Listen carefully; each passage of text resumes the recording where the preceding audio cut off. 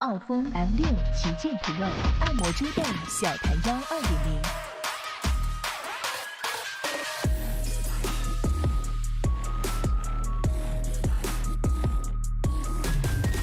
3D 云朵枕，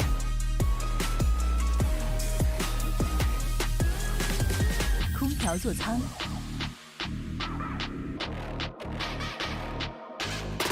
立体机械臂。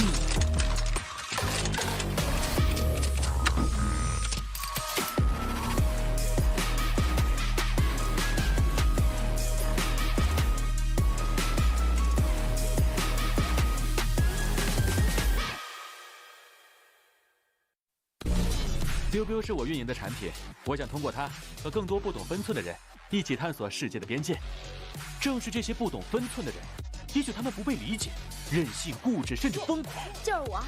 但如果没人去打破边界，谁又能玩透世界呢？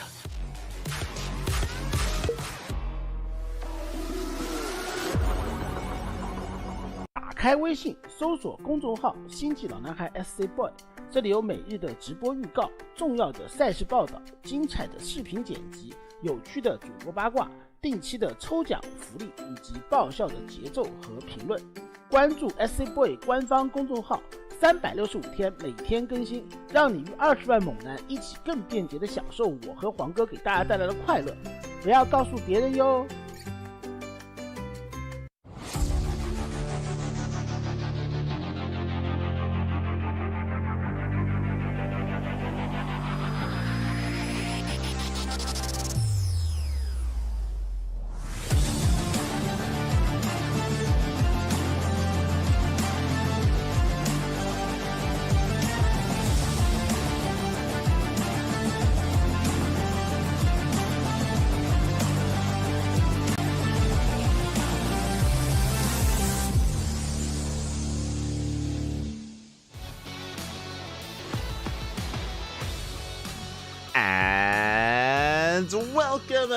And welcome back to another day, another edition of the WTL World Team League 2024 Summer Contest Round 7, day number 3.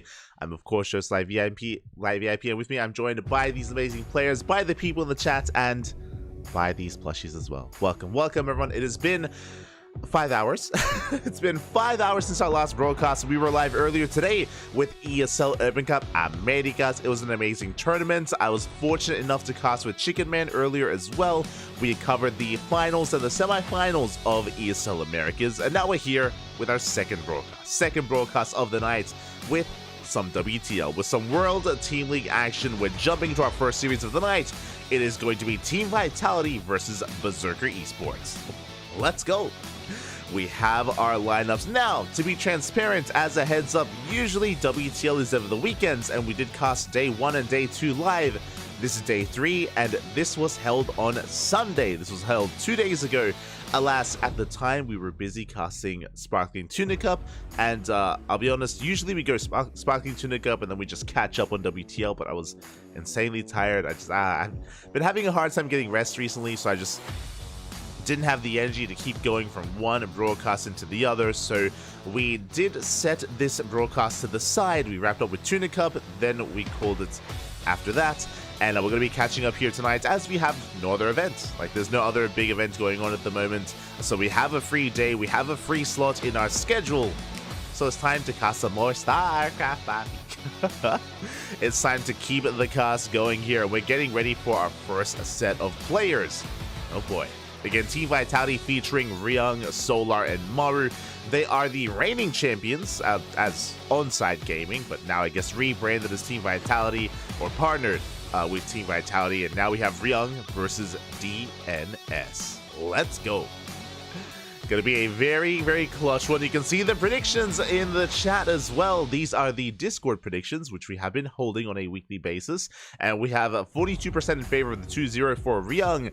We have 57% in the 1-1 and 0% for the 2-0 from DNS. So for the most part, a lot of people are favoring a tied 1-1 score. We've got a good amount with the 2-0. I think I went, oh god, what did I go for? I think I went 1-1. If I remember correctly, I think I was in the 1-1 boat here.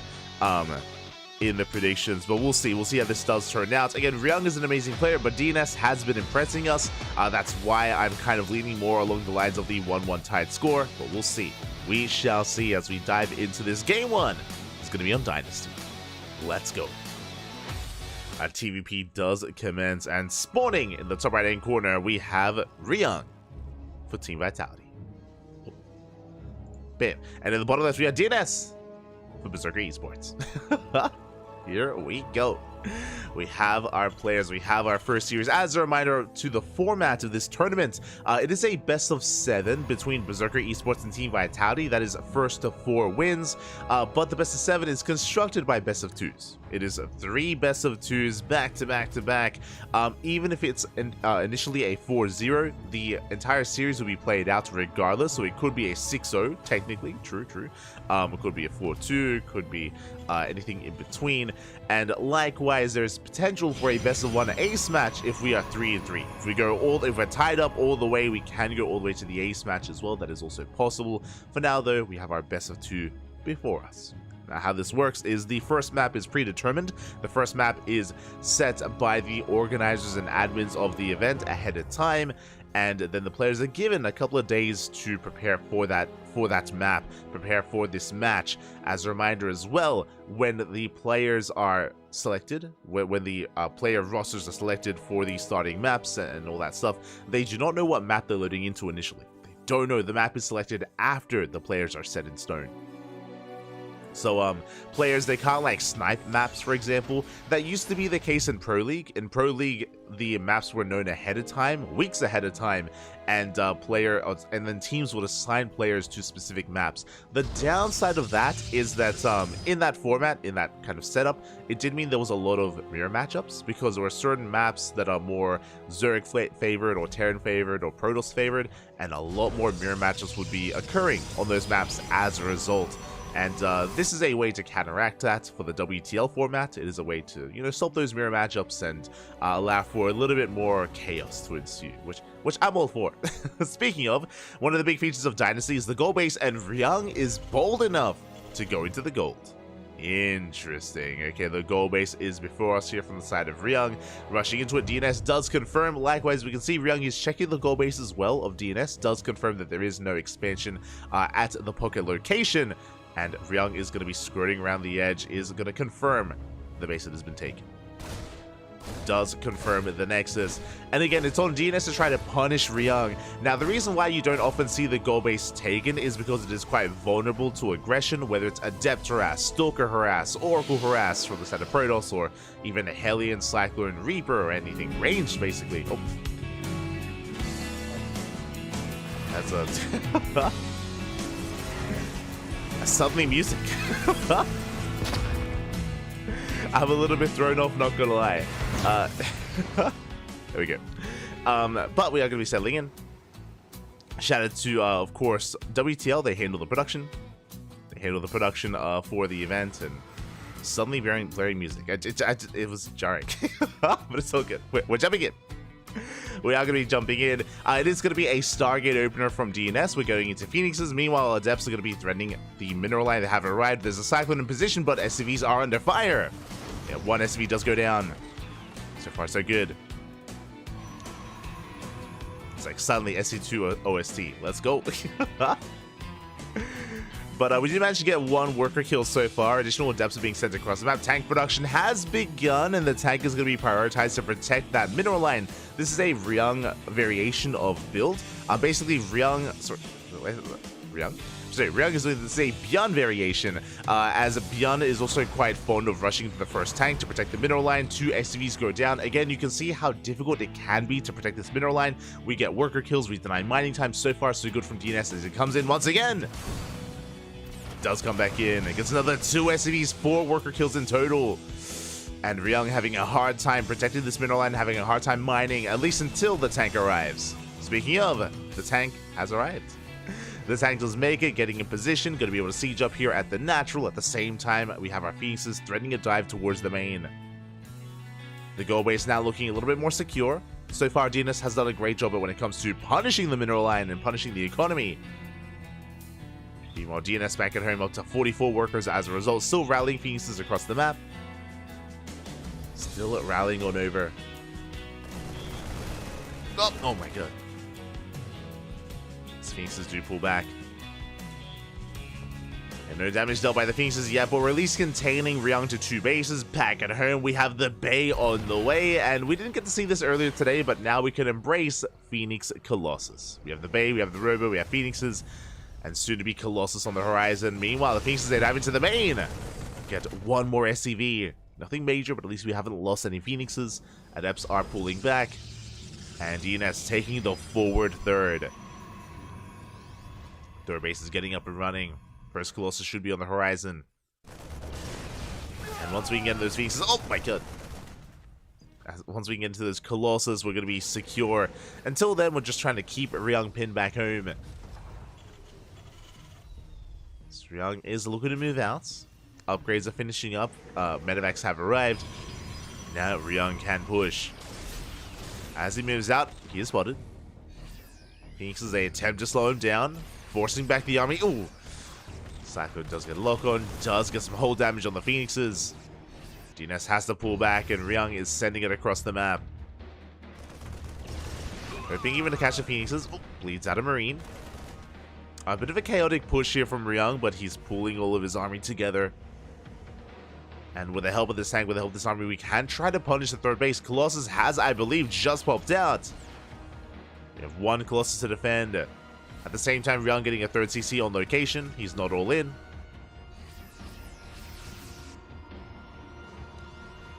He's making his way across. But by the time he gets here again, we have 2 Immortals, we have shield batteries, we have force fields. And speaking of, we do catch a Cyclone. Not a bad start.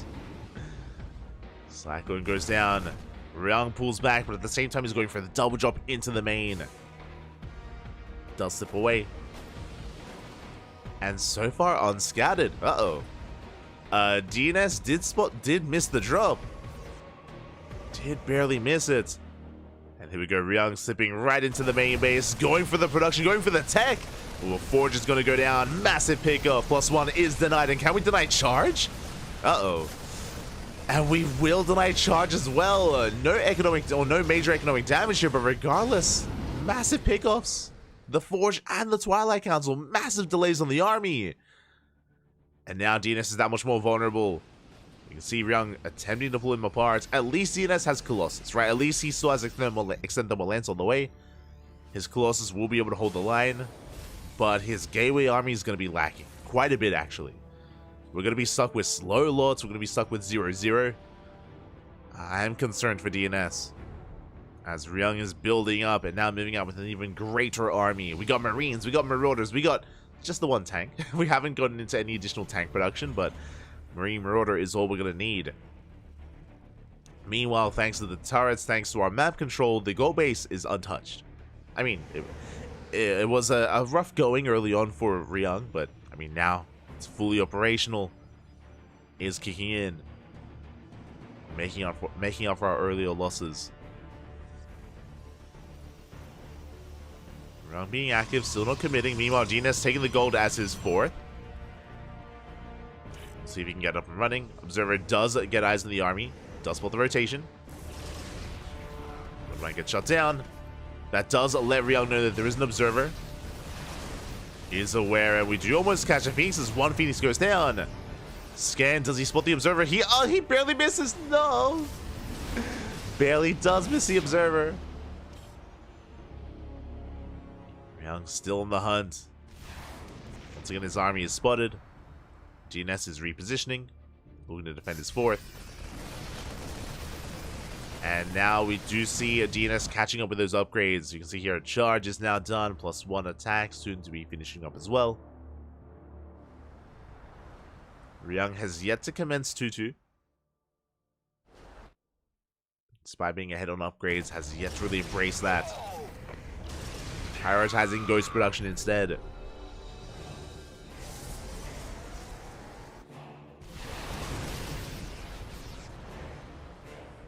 Also, don't think I didn't notice you, Werehog. I love me some Terran flavored maps. Lots of salt. Ah. Let's go. They can be quite salty. But tasty. Savory, papi. Savory. Ah. It's beautiful. Esther Ryung. As Ryung is moving out. Now, because we've taken our time, we do have shield batteries, cannons, overcharge going to be available as well. And this choke point is a little bit brutal. With 3 Colossus, it's going to be difficult to push into this. And Ryung has to back up. Getting his own 4th. Is rotating around. As Ryung rotates, we do see DNS moving out with his Warp Prism. Both players are maxed. 2-2 now starting up for Ryung. DNS, now that we've taken extra gases, is working towards a second Robo and double Disruptor production. And this is still anyone's game. Sure, Ryung has map control, but DNS with his Disruptors has a lot of potential. Can still take a fight. Zarama is going to be dealt with. Bunker now on the way. Ryung still unable to push in. I mean, sure, Ryung, he can deny the 5th base, but on a 4-base setup, DNS can still maintain himself. Army's still being spotted.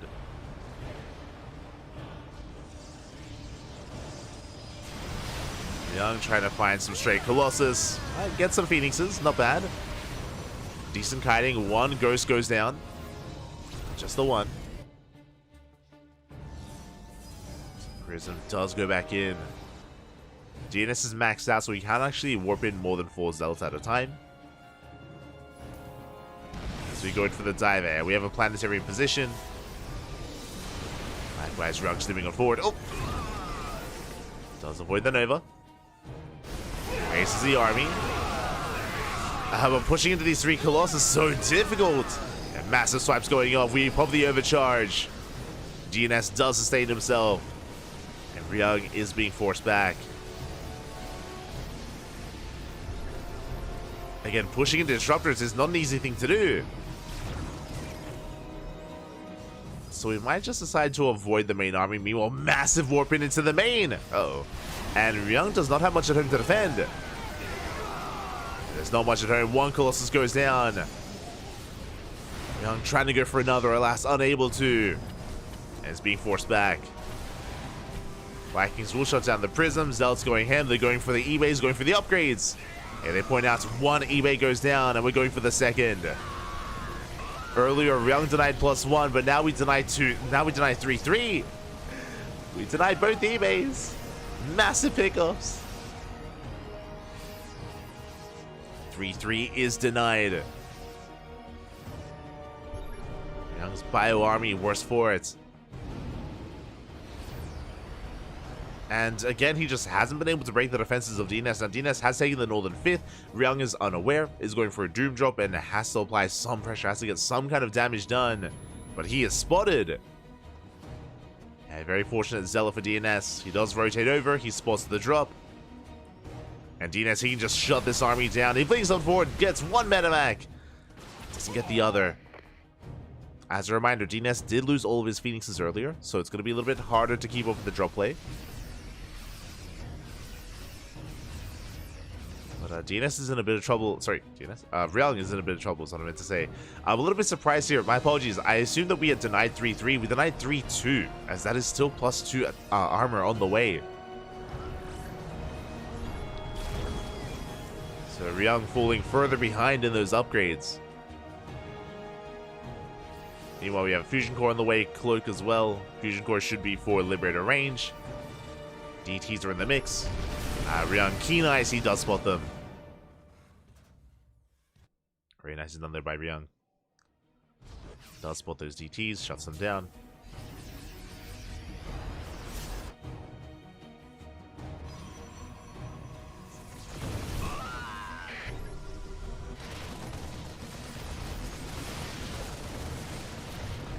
Shut them down as we do see Ryung once again rotating around, denying the 6th base, but it's the 6th Nexus.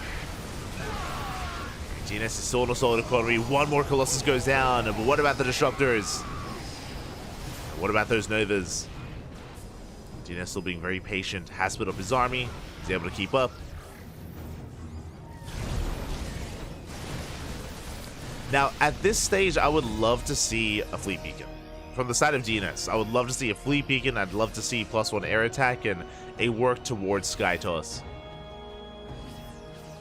as DNS is maxed and building up a bank. For now, we're sticking with a ground-based army, but there is potential to take up even further than this. We'll see if DNS even feels the need to. Now, once again, punishing the bio. But especially because the bio is so hindered because of the lack of upgrades, like, because we have that much freedom, we can try to take advantage of that. Meanwhile, EMPs are connected. Oh my god! We did catch Stalkers. Bit of miss micro there, or miss movements from DNS. He's pathing, that's what I'm looking for. Likewise, we catch a Ghost. Just goes down. DNS pushing forward. Gaining ground, but we have to be careful. We have to respect the concave that Ryung is setting up. DNS will pull back. Ryung going for the dive. Dives on forward. Nova's going to be going off, and they will connect. 2 decent connections, and DNS. Does he take the better fight here? It's getting close. The Disruptors are looking vulnerable, but most of them survive somehow, some way. And DNS does take the better fight. And Ryung, he plummets in supply. And the Nova's connected, the Disruptor survived. The Gateway Army stands strong. And Ryung in a lot of trouble. Finally finishing up +3 attack, but it might just be too little too late.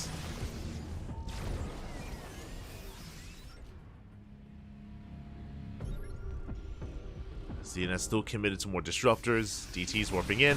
Oh, the Disruptors, no! Finally, we do catch 2 of them. We finally punished some of these Disruptors, but alas, it may not even matter. At this stage, it may not even matter here. As DNS is pushing on through, now threatening the bases.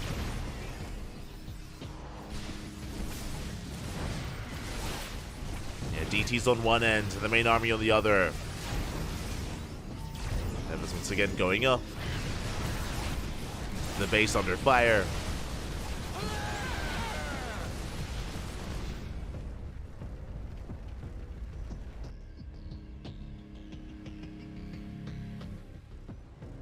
And it does feel like Ryung was kind of the wind has been taken out of his sails, at least for quite some time. Has been on the back foot. Novas, they will connect massive connections on the army. And Ryung just doesn't have the numbers, doesn't have the supply to work with. Yeah, the base will fall, and so will the army. Nice juggling there from Ryung to save those SCVs, but alas, there's only so much he can do. And GG gets called. DNS takes game number 1. Whew. GG. GG, well played. DNS does start things off with a win here. I mean, Ryung didn't look too bad in the first half of the game. If you remember, Ryung gained map control. Ryung was able to deny the 4th base, to contain, to marauder around the map, but he missed the 5th. If you remember, at a certain point, DNS took his 5th base towards the north, and Ryung was unable to really contest that expansion. He was busy posturing outside of the gold, outside of the 4th, and he was having a really hard time pushing in. Remember, he was trying to assert himself, but he was running into Colossus and Disruptors and Novas, and Ryung was not gaining any ground, and the defensive position there for DNS was far too great. Where are we going to be loading in? Okay, we're going to be getting into Crimson Court. Crimson Court coming up next. Interesting map choice. Crimson Court has some unique features as well. Some of the biggest ones, of course, being the much more defendable linear 3rd bases for both players. Drop play can be quite effective on this map just because for a ground army to maneuver between the bases can be a little bit awkward at times, but here we go, we're loading on in. And in the top right, we have Ryung for Vitality. And in the bottom left, we have DNS for Berserker Esports. Catching up. I would like to know why my house is so cold. Rowdy, I need you to warm me up, Papi. I need you to warm me up. My house is also very cold. For those that are curious, it's winter here in Australia. It is winter, and it has been very cold for the past couple of weeks, I would say. Maybe the past month. It's been very cold. I mean, it was colder last week, I think. It was colder last week, but it's not been good. Just catching up. I see Easy Phil in the chat. I see Rowbags as well. ¿Qué tal? ¿Cómo estás? All doing well. See Noam Chomsky. Senor Sadsack. Get that. Get that. Oh, I see Migs. Miguelito. Ninja Turtle. But I hope you've all been having a great week. I hope you're all looking forward to the weekend as well, as this weekend is going to be the the EWC qualifiers, the Esports World Cup. Qualifiers are on the horizon. And we will be all over that. Until then, we do have our openers of choice. So Ryung opening up Double Gas opener into a faster factory, into a delayed CC. Meanwhile, DNS going for a gate expand back at her. A gate cyber expand even. Actually, no, yeah, gate expand into cyber core. So a bit of a greedier build here by DNS, cutting some corners, delaying the cyber core a little bit. As the probe gets into the main, gets a full scout, Reaper will shut this down. But not before getting eyes on the factory. And as we settle into game number 2, a shout out to Trombiola Papi. Oh my god. Thank you so much for gifting a sub to Mr. Sadsack.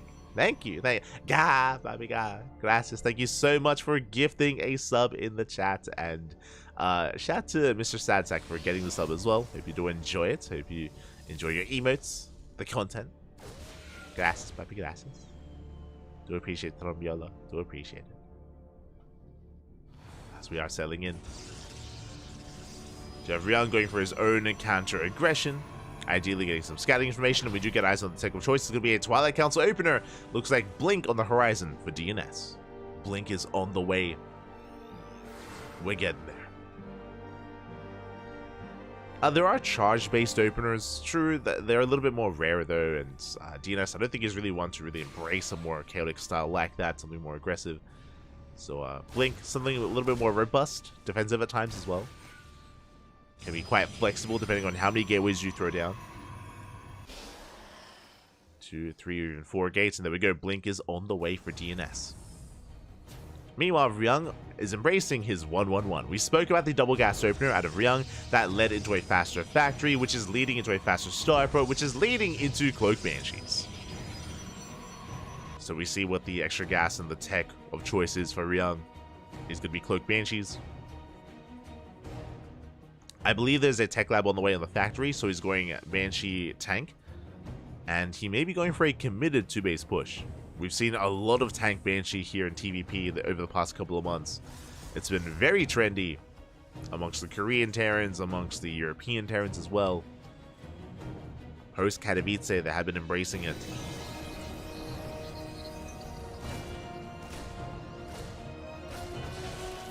Reaper does delay the expansion. Ooh, Reaper goes down. I believe a 2-gate blink from DNS.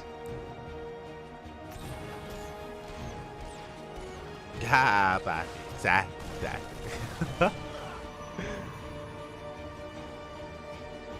is Ryung moving out with the Banshee, I believe. Ooh, may have just been spotted by those stalkers. Yeah, it is spotted. We have the defensive warp in. It looks like a 3-gate opener here from DNS. 3-gate blink into a 3rd. Very safe opener here from our French Protoss, from our red Protoss even. I believe it's 2 gates in the main and 1 gate at the natural. And with this kind of setup, we have extra warp-ins, we have extra stalkers, and we should be able to keep up with the aggression of Ryung. But it isn't just Banshee, it's Cloak Banshee. There's a shield battery in the mineral line, and DNS does spot this. Main army moves out. DNS also has eyes on the main army. Does follow up with the observer. Yeah, so far Ryung not gaining any ground. Stalker's able to blink back, able to chip away at the Marines. Tank volley goes off. Not a bad tank shot.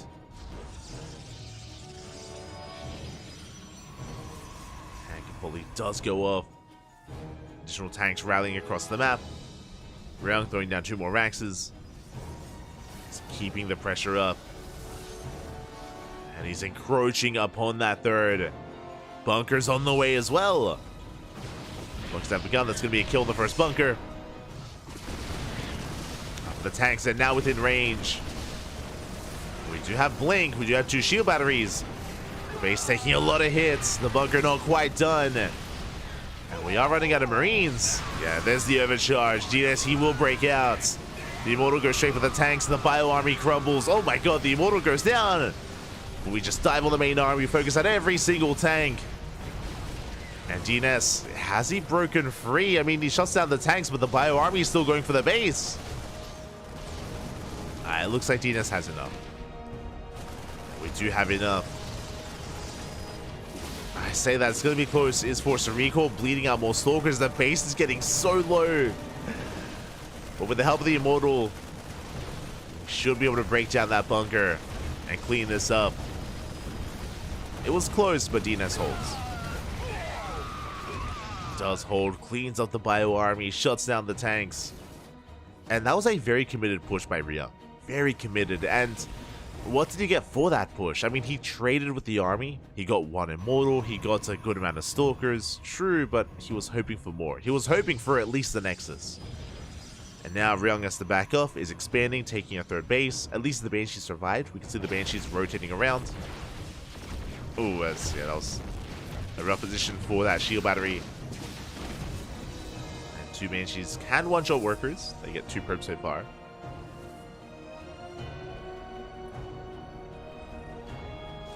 We get 2 probe kills. And at least the Banshees do escape. At least they survive. Ryung, meanwhile, now expanding, taking his own third. And we're entering the mid-game. We're calming things down now that the aggression has subsided. We're getting into a longer game. That's a gateway explosion. I believe charge was researched. So we're getting into charge lots. We have Colossus on the way for our splash damage of choice. DNS just refining his army. And getting his 4th. And the pressure is on Ryung. Once again he moves that, and once again he's spotted. The Observer sees everything. DNS spots the main army, but despite that, Ryung, he dives in. Overcharge is popped, and where are the charge lots? Where are the Zealots? Where is the support? There we go, Desperation Warp in. The Colossus has arrived. Whew, just in time. But DNS was forced to pop that overcharge. So now it's on cooldown. Another warp in is going to be ideal. Marauders, they're going for the base. The Nexus getting very low. One more volley. Oh, it's so close. The Nexus is so low. We go for the dive. The Stalkers, they blink on forward with in front of the Marauders. A couple of boys are being pulled. The Colossus is getting low.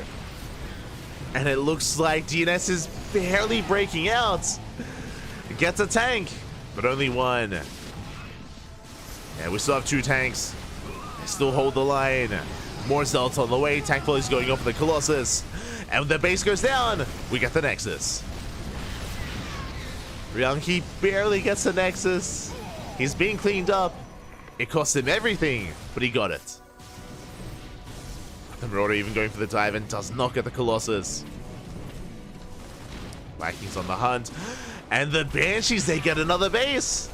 And second Nexus is going down. Things going from bad to worse now for DNS, losing the 3rd and the 4th. And DNS, he was so close to holding there. So close to holding that base, but now has lost both.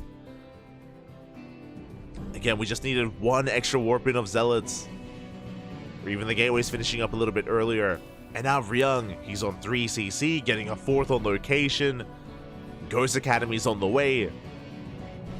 The damage has been done, and what I'm concerned about now is Ryung's next push. The second wave. Because DNS, he's falling behind in the economy. He's going to have a hard time replacing his army to reinforce and get more warp-ins. DNS is in trouble. Is in trouble. It's not going to be an easy road for him. The Banshee's going ham. Don't quite get the Colossus. But DNS is pinned back at home. And doesn't really have the freedom or the abilities to go for any kind of counterattack. There's no Prism, there's no extra warp-ins. DNS is strapped for cash. 3rd base getting back up and running. Still no 4th in sight. There we go. There we go, now being rebuilt. And for the Terran player to be up a base is, again, a terrifying thing. Position you don't want to be in as a Protoss. Yes, blinking on forward. Tanks do siege. Tank volley's going to be going off. Banshee's going ham as well. We shut down the Zealots. We're getting on top of the Colossus. And DNS, the Colossus looking very vulnerable. We can send one forward, we can chase them down, and we can focus on every single Colossus. They fall one after the other. And the army of DNS crumbles. Aye, aye, aye. Did catch the tanks. But that was the backbone of DNS's army going down. He's down to a handful of Zealots, a handful of Stalkers. Yeah, this time here in Game 2, Ryung, his aggression has been a lot more successful.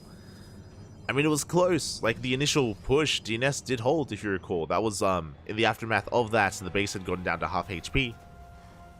Where DNS did initially hold.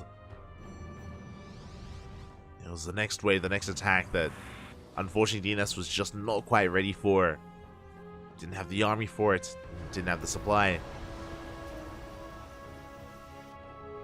Now Ryung is building up once again, getting a 5th CC. We don't need it. We don't need a 5th base. Ryung moving out once again.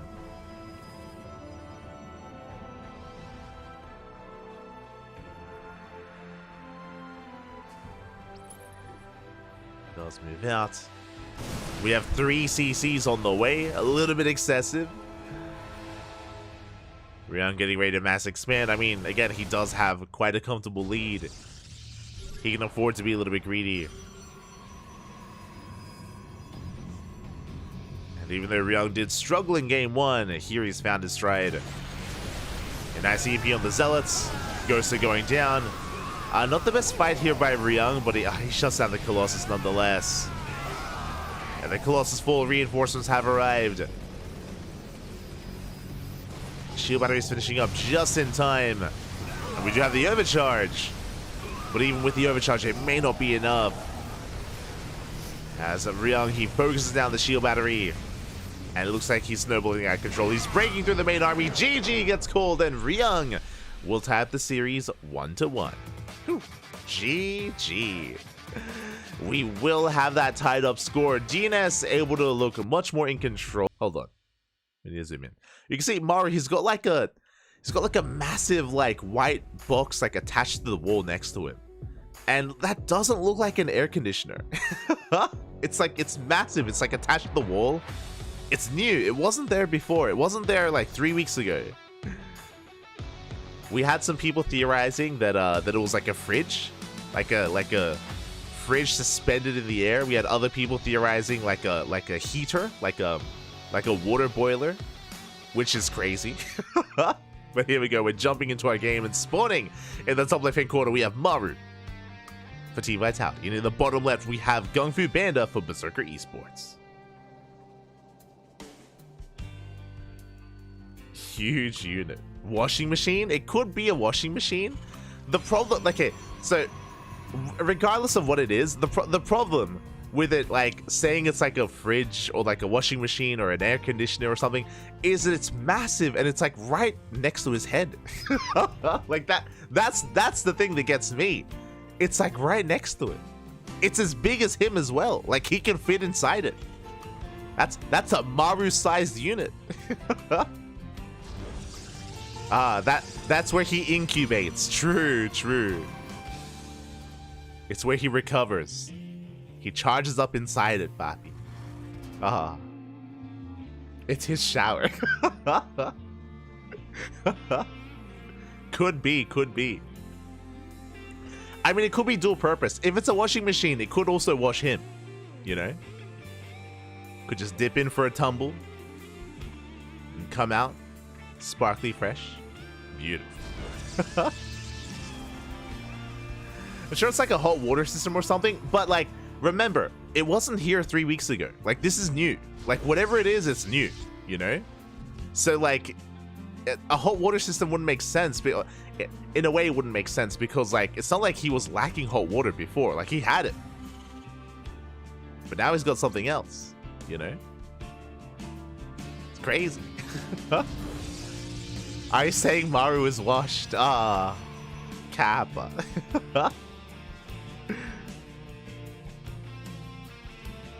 Let's go. Maybe it's his PC. It couldn't. could be like a beast of an extended PC, maybe. What else could it be? I'm trying to think. A dishwasher? Okay. Like I don't know if you can see it. It's got like a little sticker on it. It's got like the energy saver sticker. You know how it shows you like how energy efficient it is and how like eco-friendly it is. Like I'm pretty sure it's got that like rating sticker on it. So it's, you know, it's efficient. Regardless, we're getting it. We are getting into this, selling into our next matchup of the night. Do you see Maru going for a CC on the low ground? I believe it was a double gas opener initially. Starport's on the way. Likewise, Gung Fu Panda going for a Twilight Council opener. Do we have to ask Crank? We do. We need to find out.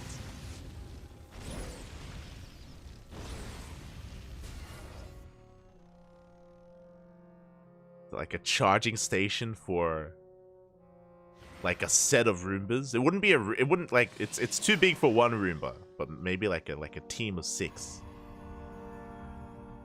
Like 6 Roombas pile up inside it. Maybe. For now, it is going to be interesting. A Mind Drop opener here out of Maru. Did open up, I believe, initially with Hellions, and we do see it, yeah, our Hellions being active on the map, but there are those Widow Mines behind this, setting up for the drop. We spoke about this, but both Beyond and Maru have been embracing these Widow Mine Drop openers a little bit more as of late. They did fall off quite heavily after the patch, but now we do see them sprinkle them mid-series. You know, 1 or maybe 2 games in a best of. We go Mind Drop towards the main. We'll see if Gung Fu Panda can respond in time. So you dive in. Widow Mines do borrow Gung Fu Panda. Oh, late to respond. Ooh, massive connection. 6 probes go down, and the Widow Mines will even escape as well. Ay, ay, ay. Strong start here for Maru. 6 probe kills in the mines, they can come back in. Hellion diving into the natural. And I believe with the Mind Drop, we also got eyes on the Twilight Council and on the upgrading research. Yeah, we are aware of the blink. Maru does see all, and he's coming back in, this time into the natural. Gung Fu Panda a lot faster to react, does pull away. This time he does respond. Mind Shot catches another probe, so that's going to be 7 probe kills so far.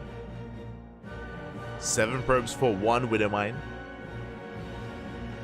And Maru, he's an animal, he comes back in! No shot. No reaction! No! We have to liberate the main! And another 6 probes fall. Oh my god, 2 probes to the main base and 4 more in the natural. Ryung pushing right down mid. Right towards that 3rd. Oh my god, that's 13 probes going down for 2 Widow Mines. And the Widow Mine's still alive! No shot. The Widow Mine is resetting. Liberator comes in to support it. Liberator does come in to support. We do delay mining at the natural. Maru sieged up, catches the Stalker. Tank volley's going up. And Maru just waiting for reinforcements. The Liberator repositioning, headed for the main. And you can hear the shots going up. Probes are going down. And Liberator going ham in the main base. Tanks are sieged. They go ham on the army. And Stalkers are falling. Brutal trade. It looks like Gung Fu Panda will clean this up. He will survive this. He will defend. But he cost him every single worker. 18 probes go down. And we're still not done. 20 probes. Oh my god. 22 worker kills in the main and the natural. Likewise, Gung Fu Panda. Yeah, you can see him shaking his head a little bit on cameras. It's been a rough game so far. The Widow Mine harassed, the Liberator harassed, just the aggression of Maru. And now Gung Fu Panda can move out, but alas, a bit of a desperation move out. He needs to get damage done. Runs into the main army. Stim is finishing up in a couple of seconds. And GG gets called. Maru will take game number 1. GG. But you can see, it's like got the energy saver thing. And it looks like you can open it. It does look like you can. Maybe. So getting into game 2. And in the bottom right hand corner, we have Maru for Team Vitality. And in the top left, we have Gung Fu Panda for Berserker Esports. Let's go. Is this live? The cast is live. The games are a couple of days old. For those that are maybe tuning in for the first time, maybe just now tuning in, just to reiterate, usually we do cover WTL live, and we casted day 1 and day 2 live, but day 3, this broadcast was broadcasted on Sunday. This was live on Sunday, and we were otherwise preoccupied. We were covering a different event on Sunday, so we're catching up with World Team League. We're catching up today. A couple days later. Here we go. You have once again another double gas opener out of Maru. This is going to lead into a faster factory. We've seen different variations of this opener so far. We saw that Ryung, this led into Ryung getting into Banshee play on Crimson Court against DNS. We saw a more committed Widowmine drop opener out of Maru in game 1, and we'll see what this leads into in game number 3. Oh, sorry, I should say game number 2. Will we be getting into, once again, Banshee play, into a Mine drop, could go into committed Reaper Hellion, or even into earlier Cyclones? Maru does have options.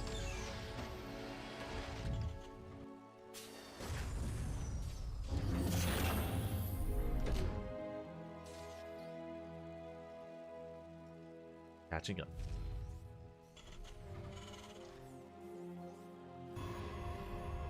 Well, his playstyle is clean. There you go. The biggest mystery.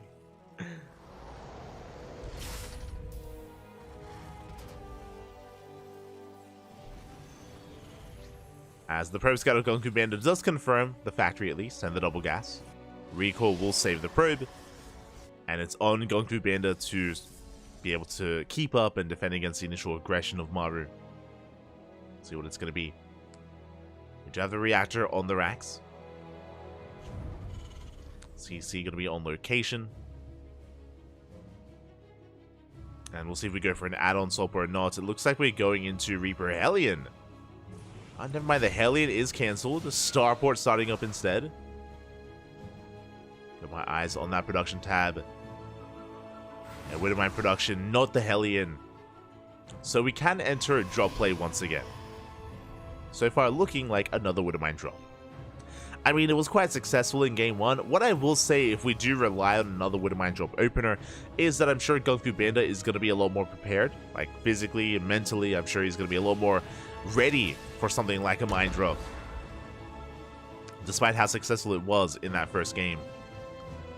Meanwhile, the Reaper does bypass the main army, gets into the mineral line, it's going to be shut down. So we do have a Twilight Council opener. Twilight Council was already spotted. Maru is aware of the blink. And we do have additional Widowmines on the way. I'm loving the stray Widowmine in the middle of the map. Designed to catch any kind of harassing unit. And the drop play is soon to move out. And we have additional gateways on the way. Panda settling in. It's going to be a 3-gate blink opener. And last game we did have a double Widowmine drop. It looks like once again we have 2 Widowmines in the medevac. And 1 Widowmine going to be scuttling in towards the natural. You can see it is repositioning. The Widowmine is spotted. Oh, sorry, the medevac is spotted. Gung Fu Panda does respond. Yeah, this time he's in position. This time he does pull away. And the Widowmines won't get much damage done. Meanwhile, we do waddle into the natural. He's not paying attention. We get 2 probes. No! Oh, massive connection. 11 workers go down. Ay, ay, ay. Not like this. You can see Gung Fu Panda shaking his head on cams. Like, he kept up with the medevac. He shut down the first drop, but alas, it was merely a distraction.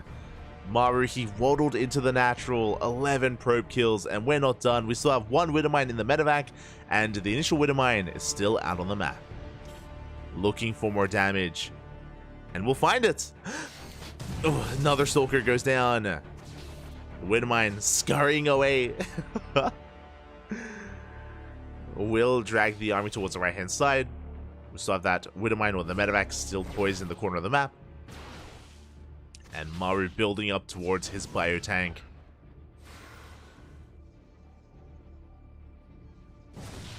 And the aggression doesn't end. Doesn't end there. Auto turret harassing the natural. Probes are falling. Maru's still building up. We have Stim on the way. Combat shields +1.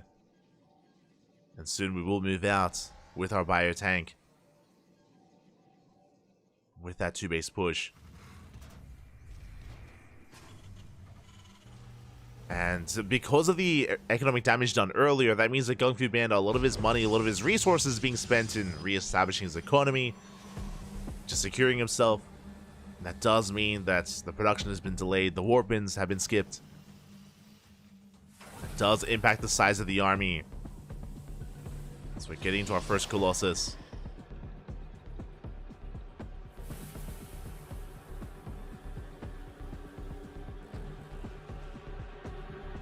And here we go. Here comes the push. Maru's moving out. He is spotted by the observer. Gung Fu Banda is fully aware. Is aware of the move, but just because he knows doesn't mean he can stop it. Trying to take control of the high ground. Gung Fu Banda has to pull back. There is no interference matrix. There's no matrix, but there are auto turrets or even the Dorito cannon available here for Maru. The tanks, they do siege, they're within range of the base. Tank on a bit of an incline, but is within range, and yeah, GG gets called. We don't even get the final fight, and with that, Maru will take the 2-0. GG. GG, well played. Maru will take the 2-0. Some rough games there for Gung Fu Banda. There is another chair there, but I don't know if there's jerseys as well. Oh, we're loading in. And spawning in the top left-hand corner, we have Solar for Team Vitality. And in the bottom right, we have Battle B for Berserker Esports. Let's go. Are settling in. And again, Battle B, he has been on the rise in the European region for quite a number of years. He did take some time off at the beginning of the year and did step away a little bit, but it's great to see the return of Battle B. And again, has been impressing us quite a bit this season of WTL. Has been looking better and better, and honestly, the lineup of Berserker Esports has been quite solid. Whether it's DNS, Gung Fu Banda, Battle B, they are kind of the A team, the A roster of Berserker. And they've been doing well for themselves when it comes to taking maps and even taking series here and there. They're still up against a terrifying team like Team Vitality, but yeah, I want to believe that Battle B can show off and again prove to everyone out there that he is a player worth paying attention to and worth taking note of. So he is up against a world-class player in Solar. For now, we're settling in. It is going to be a standard opener from Solar, Hatch Gas Pool. Likewise, Battle B opening up with a Rax Expand. So nothing too crazy yet. We're calming down.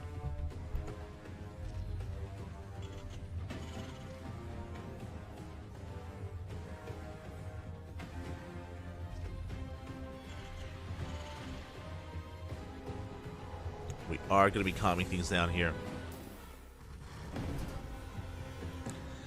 Getting into our openers, I imagine Battle B is going to be embracing a 3cc variation, like 3cc111. See if Solar can keep up. Again, we're loading into Goldenora. Goldenora being an interesting map. It can be quite defendable on 3 bases. Getting the 4th, though, can be quite difficult. The 4th is more out in the open, more exposed. Likewise, there's a goal base as well, towards the bottom left of the map. That can come into play in a longer game. But now Reaper has arrived, dancing with the army. And Solar shouldn't lose too much here. He's going to be able to pull away those lings and to protect that mineral line. Forced to expand and take the linear 3rd. Meanwhile, there it is, 3cc before starports. Very economic build here out of Battle B. Does threaten the tumor, but doesn't quite get the kill. Battle B pulling back. There's the 3rd CC on the way. And we're just kind of calming things down, you know, getting into the swing of things, getting into our openers. Nothing too crazy early on. Starport is on the way. We haven't seen a tech lab yet on the racks. If we do see one, and depending on the positioning, we could be primed to go for a Banshee-based opener, which can be quite safe. There it is, tech lab is now in production. So we can get into those Banshees. Yeah, there's the add-on swap. So 3cc Banshee here out of Battle B. Just a really secure way to open up. You have Hellions for map control to deny creep, to threaten mineral lines. Likewise, you have Banshees to shut down Roach aggression and to get across the map, and to likewise threaten the mineral lines of Solar.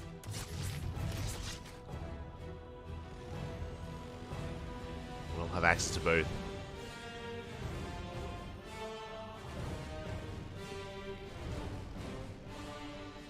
Oh, never... Okay. Okay, so we do go for the add-on swap, but we are not going to be researching Cloak. No Cloak here from Battle B. It's just going for vanilla Banshees. Stim is on the way.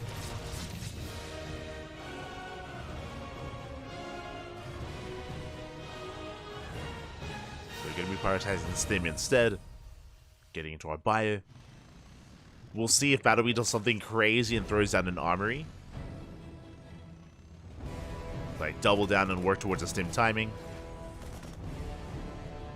We will keep an eye on him as he's still being active. And meanwhile, from the side of our Zerg player, Solar is going for a lair. So likewise, a bit of a safer opener here out of Solar, going for the faster lair. Should be lair into a Baleen Nest. Is going to be delaying his Evo chambers and delaying his upgrades. Yeah, there's that Baleen Nest on the way. So just a very safe opener here out of Solar. The way this works is that he's going to be prioritizing Baling speed. It does mean that upgrade-wise, we're going to be falling a little bit behind. We're going to be delaying our upgrades in favor of Baling production, just in case it was something like a more committed Hellbat push.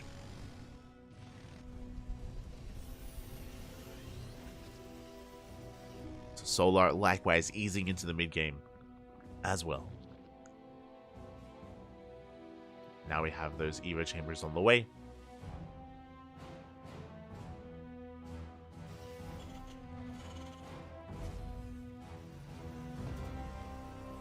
Raxes are building up. And yeah, overall it's just been a bit of a more passive game here. I mean, especially compared to what we just saw from Gung Fu Band and Maru, where it was just hyper aggression. Like, Gung Fu Band had very little room to breathe in that series. Here it's a very different dynamic. As the Banshees do get across the map, Solar's in position. Does zone the Banshees away. Likewise, Hellions, they do threaten the mineral line and they will get in, but alas, Solar likewise pulls away. Doesn't lose any workers, not yet.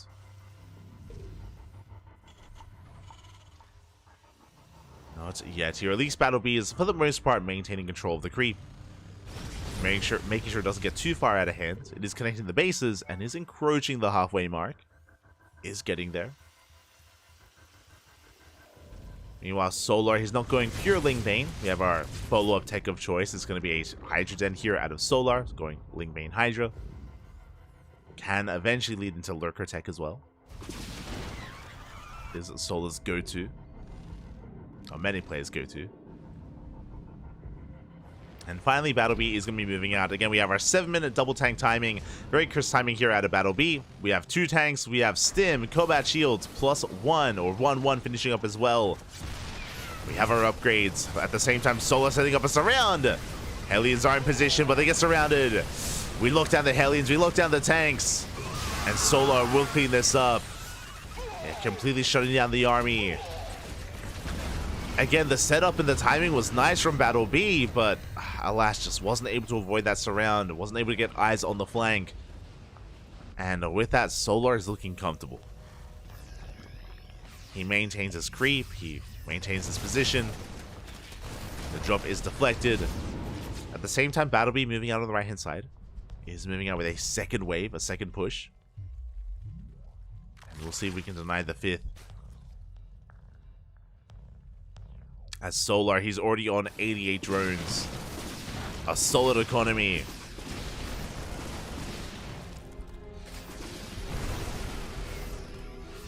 He is going to be receding. Now, Solar may have a solid economy, but his army is still not quite where it needs to be. As I say that, the army does on siege, and we collapse on the tank. Hot pickup, we do save the tank. We shut down the army, we force it back. Banshees are cleaned up. Battle Beast still being active, knocking down these tumors. Tumors are going down. But last Solar, once they get knocked down, he's there to bring them back up. Plenty of Queens being active, Creep is being respread. And Solar has gone away with his droning. What's terrifying right now is that Solar, remember, he was on 88 workers earlier, and now he's maxing out. Now he's actually making use of that economy. And he's maxing out on Link Bane Hydra. Lurker Den is on the way, Hive is on the way. We are lacking creep towards the top right-hand corner of the map, or the top right side of the map, so we could try to keep pushing there and try to work our way towards those northern hatcheries. That'll be doing a good job at clearing up all this creep, at least, towards the south. But we'll see what that leads to, as both players are about to max.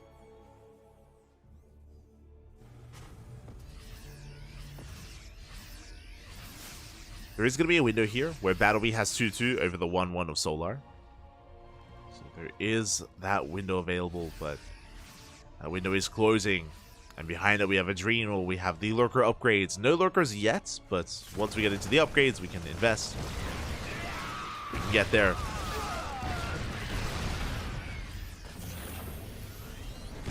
The last Battlebee, he is kind of cornered to his own bases, is stuck at home. Solar now stripping and taking the map control away from Battlebee. And this is the moment for Solar to start getting that creep out of hand. And the creep is spreading quite freely. Battlebee trying to fight for that, but alas, Solar's in position. The creep now creeping up on the bases here of Battlebee. Liberator sieging up. Nice spread there from our Terran. Shuts down the Changeling, shuts down the creep. Ghost production has begun.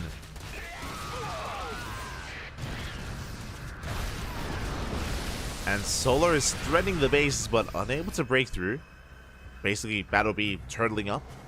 We have Libs, we have tanks, we have our Sim City. We're turtling up on 4 bases and soon to take a 5th.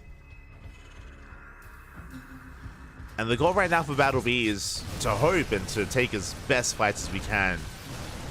To force these more inefficient engagements, have Solar overextend, and trade poorly against the defensive setup here of Battlebee. And so far so good. So far Battlebee, he's kind of absorbed these attacks, clearing out more creep. And it should soon expand.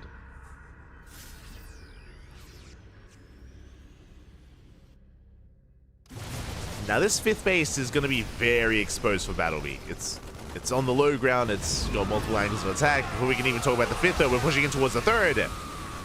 And Blinding Clouds, they cover every single tank. Baileys are rolling in. And where is the Bio Army? Battlebee, he's out of position. 4 tanks go down. We do at least save the SCVs, but Solar, he's not done. We're going to keep on pushing. We shut down 1, we shut down 2 Liberators. We're rolling into the bases. Again, Battlebee, he's out on the map. Wasn't quite where he needed to be. And Solar, he's still not quite done. Pushing into the natural, getting into the armories. Back at home, he defends. He's got Queens, he has reinforcements. And he's going to get another tank. Another tank is going to go down. Ooh, just barely. The tank does fall. And Solar, he has broken the back of Battlebee. The 5th, the 4th, no mining whatsoever. Battlebee stuck on a 3-base economy.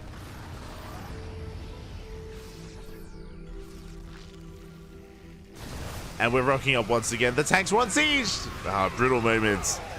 The tanks, they were on siege. We get a full surround. Liberator doing well against those Hydras. Okay, not a bad trade. You can see here, without any Banelings, BattleBee did not take the worst fight there. Cleaned up the Lings and Hydras. Solar has to back up. BattleBee is holding on. Re-expanding. BattleBee did at least save most of his SCVs.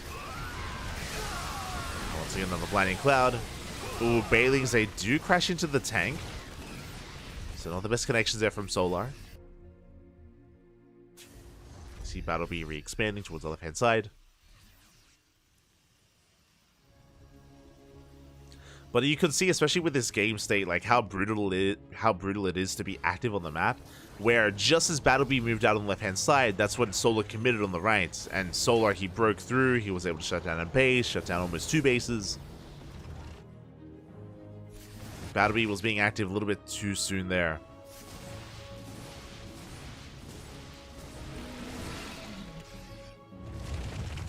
And here we go, the Lunkers, they have arrived! Lunkers, they hit the 4th. Laying siege upon the base, 8 SCVs go down, we're going for the base itself! The command center does catch fire, Nidus into the main. Lurkers do rotate around. Meanwhile, that low ground 5th base is actually looking that much more secure. That's a solid line of defense. We have tanks, we have Liberators. Nidus Storm does finish. Lurkers, they do slip into the main. At the same time, Blinding Clouds cover the tanks. Solar looking to break on through, doesn't quite break through the tank line. BattleBee is holding. BattleBee's holding on. Looking to maintain his own economy, his own production.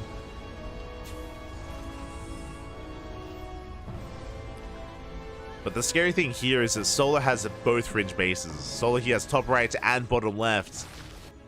As a bank, can remax and can just keep on going. Solar doesn't have to trade efficiently. Just trading with the army is good enough. And the Lurkers, they get back in. They bust back into the main. Detection has arrived. Ghost under fire. But a nice spread here from BattleBee. Will eventually clean this up. It's going to cost him a lot of ghosts, though. We just spoke about this. Solar trading even 1-to-1 with the ghost is good enough. As these are losses that BattleBee he's struggling to afford. More Lings slipping in. I believe we have Burrow. At the same time, we hit the 3rd base. SCVs are going down. BattleBee being pulled apart into the main, towards the 5th, towards the 4th. Cannot keep up. Blinding Clouds being thrown down. Solar breaking through into the natural. Again, very little to defend. BattleBee repositioning with those libs. Does attempt to reposition. But as a result, he gets caught on siege. GG gets caught. Just a little bit too much chaos in the main and in every base. And Solar takes game number 1. GG. GG, well played. Solar does take the first game in a very solid fashion, right? Solar, for the most part, he was in control of that game. Like, he was looking very comfortable. If you remember, the first push, the first attack of BattleBee was a little bit lackluster. It was a strong timing with all of our upgrades lining up, but the attack itself was shut down quite hard. Like, Solar, he was all over it, able to collapse on the tanks, on the Hellions, able to clean it up, able to quickly get map control. And BattleBee was holding his own. Initially, if you remember, BattleBee, he was able to even catch Solar overextending a couple of times. But there was that moment. There was that moment where both players were maxing out, and BattleBee moved out on the left-hand side with a very committed drop, which meant that his bases were exposed. And that was just the moment where Solar hit that triangular 3rd base. He was able to break through, get on top of the tanks, blinding cloud every single tank. And there was no bio to defend, right? There was no bio to support those tanks. The tanks went down, the base went down, and that was kind of the beginning of the end, where BattleBee was just stuck at home, stuck defending, and Solar was just never allowing him to move out, never allowing him to be active. Whew, and here we go. It is going to be BattleBee's map of choice, and it shouldn't be a surprise to you. Dynasty. Dynasty is one of the most vetoed maps in the map pool, but for those who are unaware, no vetoes. There are no vetoes in WTL. It is a purely loser's pick. So Battle B going to be forcing Solar onto Dynasty, and I'm curious how Solar approaches this. I'm very curious. Here we go. Spawning in the top right hand corner, we have Solar for Team Vitality. And in the bottom left, we have Battle B for Berserker Esports. Here we go.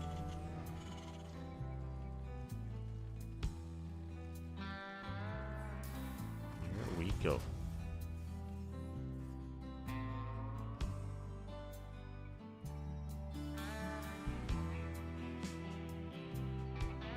Battle B German? Yes, yes, Battle B is German. Doing pretty well so far for a German Terran? Question mark? What do you mean? Seaberg, why are you clowning in the chat?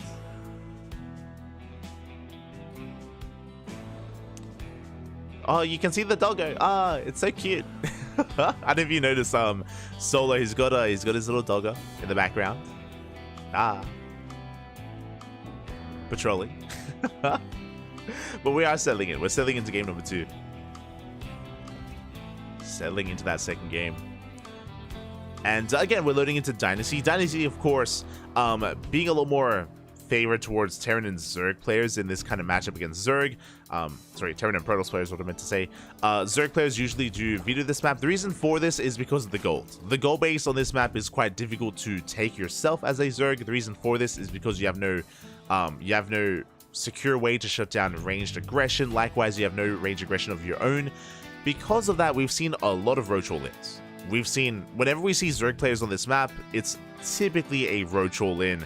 We typically don't see longer, later games or standard games just because of, again, the advantages of this map. Battle B, as we say that, is taking the gold base and should freely be able to expand and take the gold. Battle B likewise confirms that Solar is taking the regular base instead. Regular expansion for Solar. The reason why Solar cannot take the gold is because of Reaper and Hellion Harass. Likewise, drop play as well. In general, range-based units can punish that gold. When it comes to Zerg players, the reason why Roach all-ins are common is because Roach Ravager is a way to punish the gold base. So that's where the Roach Ravager comes into play. The reason why it's a little more common on this map. And we'll see if that's what Solar embraces. For now, the Reaper is going to be dancing in. Forcing back those things. Did Ryung 1-1 DNS and Maru 2-0 go for Banda? Yes. Yes, those are the current scores. Current results. Oh, speaking of, I should have mentioned before, Solar has taken the series. Solar has taken the series to Team Vitality with a 4-1 score. So Team Vitality will take the win here, but Battle B is here to redeem himself. Here, do redeem.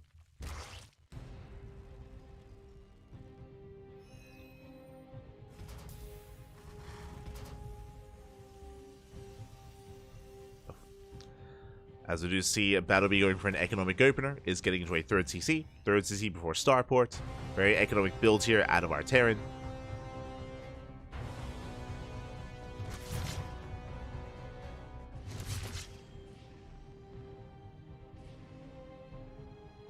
Likewise, Solar is taking his own third, taking the forward third base here. Again, typically, Zerg players don't take the gold base until they get map control. You know, they can take the gold as a 4th, maybe as a 5th base. Until then, standard bases for Solar. So getting into our Hellion Banshee.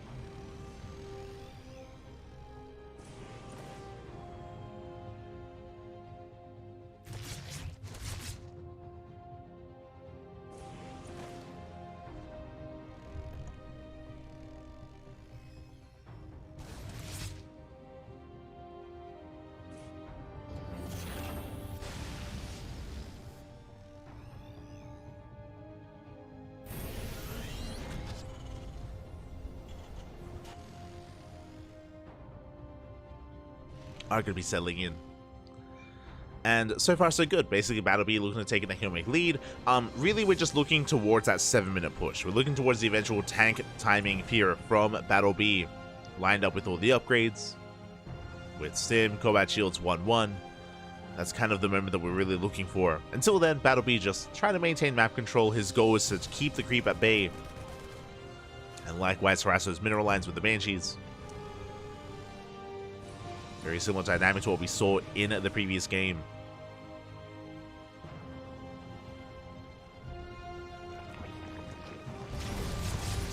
Aliens poking in.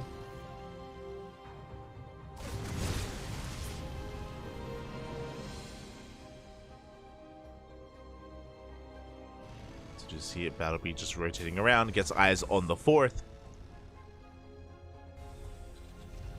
And I imagine the 4th base is going to be the direction that Battle B pushes when he does move out.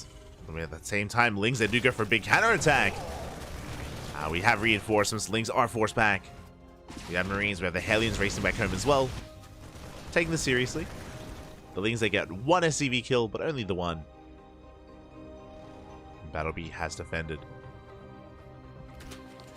Just like the previous game, Battle B hasn't really been too adventurous with the Banshees. We saw both in Game 1 and now here in Game 2, he hasn't really gone for the mineral lines. He hasn't attempted to. Instead, he does reinforce his Hellions.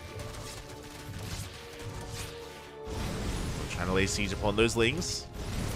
As we got them to be surrounded. Oof. The Banshee taking a lot of hits, a lot of damage. The Banshees are forced back.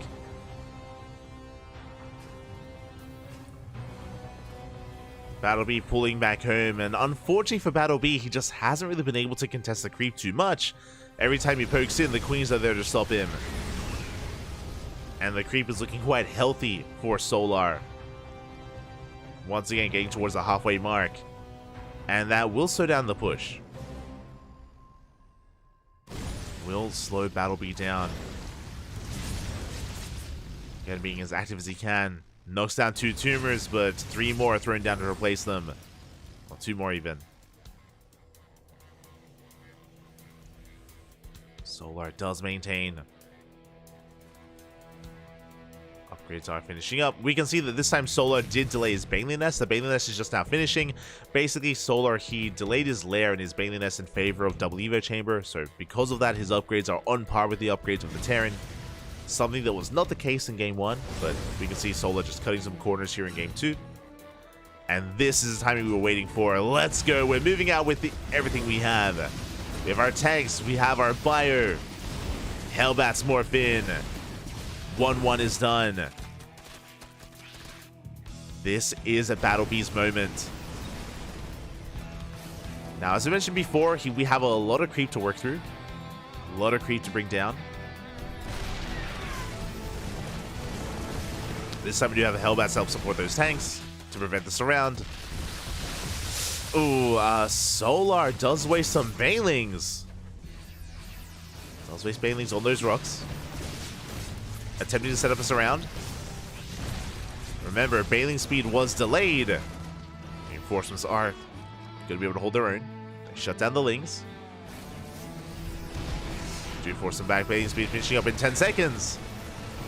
And by the time it does finish, the base is going to go down. It's getting close. Yeah, the base will fall. Solar making 12 more Lings. Or, sorry, 12 more Banelings. The Baneling cannon is building up at the same time. Solar going for a massive counterattack. Yeah, he breaks through. The wall was open. Marines are going down and we break into the main base. But came to the production. And Battle B has to commit. He has to keep pushing. Lean Bane rolling forward. Once again, the tanks will fall. But the spread from Battle B, a little bit too good. Solar has to retreat. Back at home, we get 20 SCV kills. Crippling the economy. Battle B wasn't all in, but now it has to be. He has to be that much more committed. Lings are getting into the natural base, into the gold. 26 worker kills, down to 34. And Battle B did not do enough damage. He took down a base, that is true, but the economy from Solar is still standing strong. The creep is still looking strong as well, towards the south at least. The drops are spotted. Solar investing into Hive. We have the Ultra Cavern, Vipers, and Adrenal. Now, supply-wise, BattleBee still has the edge. Like, BattleBee has a massive army. May not have an economy, but may not need it. Is pretty all in, and can still win the game with this push. We can still break through. Massive Doom Drop into the main. And Solar, again, his army pales in comparison. He's supply blocked. Overlord went down. Supply block is real. Army does push forward. The Banelings, oh, massive connections. Ay, ay, ay, the splits were not there. Across the map, we do defend. We have some solid defense back at home with our Marines, with our tank. BattleBee did take some Banelings to the face. With that Solar, he holds onto his main.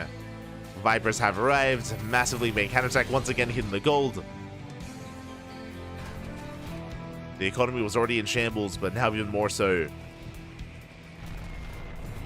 As BattleBee has no longevity in this game. It's all or nothing. One way or another, the game is going to end. The tanks lay on siege. The Ultras have arrived. And with the help of the Ultras, we can break through the fire. There's just not enough of a backline, not enough of an anchor point. GG gets called. We break through the main army, and Solar will take the 2-0. GG.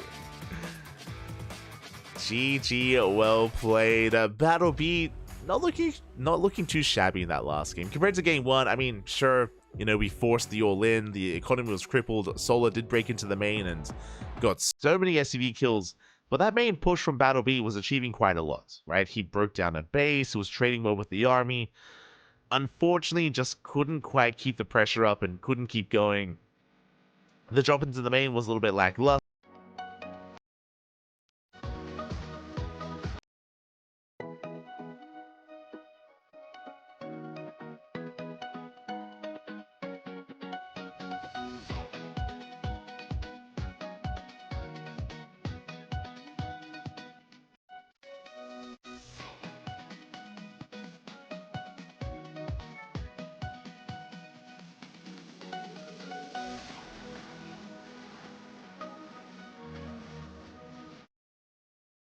傲风 M6 旗舰评论，按摩遮盖小台腰2.0。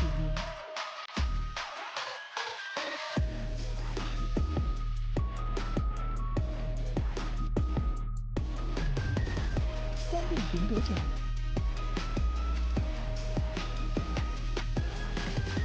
空调座舱，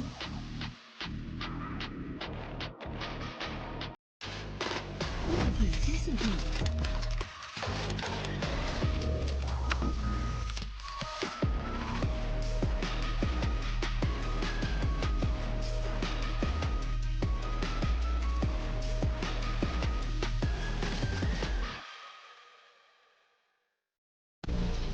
丢是我运营的产品，我想通过它和更多不懂分寸的人一起探索世界的边界。正是这些不懂分寸的人，也许他们不被理解，任性、固执，甚至疯狂。救我！但如果没人去打破边界，谁又能玩透世界呢？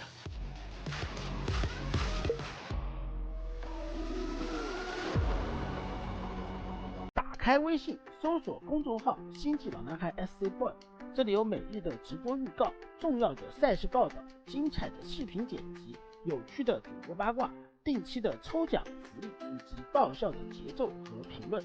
关注 SC Boy 官方公众号，365天每天更新，让你与20万猛男一起更便捷的享受我和黄哥给大家带来的快乐。不要告诉别人哟。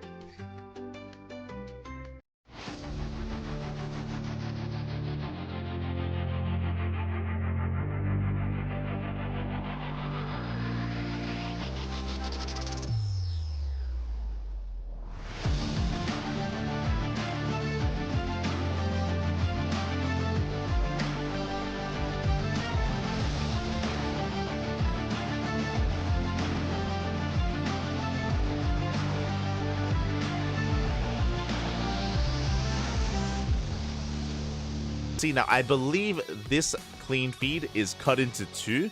I believe the clean feed went down in the middle of this game, so the clean feed is going to cut at some point in this game. I'm aware of that, so we're going to be switching from one clean feed to the other. As we have our predictions coming in, interesting predictions. We have 14% in favor of 2-0 for Strange, we have 28% in favor of Sue, and the majority in favor of the 1-1 score. Let's go. Do have that 57% for the 1-1. And I think I was one of the people that did go for the 1-1 score as well, just because Strange and Sue are quite, I would say, comparable in skill. And here we go, we have Strange for Mystery Gaming, and in the top right we have Sue for Weibo Gaming. The weeaboos are here. So I saw someone scurrying in the background. Who was that? Regardless, we are settling in. Getting into our openers here. And getting into our first game of the series. Again, Weibo Gaming consists of players like Sue, consists of players like Jeshi, Hero, and Oliveira. One of the stronger teams in the league. Mystery Gaming have a lot of potential. They have a lot of potential as a team, you know, with Strange, with Lancer, as well as Coffee. They have it in them to cause upsets, but we'll see if they can pull that off. But now Strange opening up Nexus first. Bold move. Bold move here out of Strange. Is going to be going Nexus first. Bit of a greedier build here, but we can get away with that on Dynasty. Can get away with that. Likewise, Sue going for a hatch gas pool, going for the standard base. We spoke about this in the previous series between Solar and Battle B, about the dynamic on Dynasty, how Zurich players will take the gold base later on as a 4th base or as a 5th base. Does mean the Strange can take an economic boost early on. We'll have that economic lead. And we'll see if Sue, or how he approaches this, whether he goes for some earlier roach aggression, or if he has some other way to approach this game and approach Strange. And now we're going to be settling in to have our 2-gate follow-up. Cybercore now on the way. Bearing in mind it was Nexus first, so the production and the aggression of Strange is going to be a little bit delayed. As we did mention, the stream did cut for a moment there, the clean feed even, but okay. Going to be able to settle back in. Looks like we only missed out on like 15, maybe 20 seconds. It's okay. It's okay. So for those that are curious, the clean feed, the way it works is brought to us by the production team of WTL, by SC Boy. But their connection is not the most stable of connections. The reasoning for this is because they're based in China, and to get the clean feed to the other language casters, they have to go through a VPN. They do have to use a VPN, so sometimes it's not the most stable, and sometimes there's some latency issues, or sometimes the clean feed is a little bit dirty, but we're back. So the clean feed did cut, but we are now back.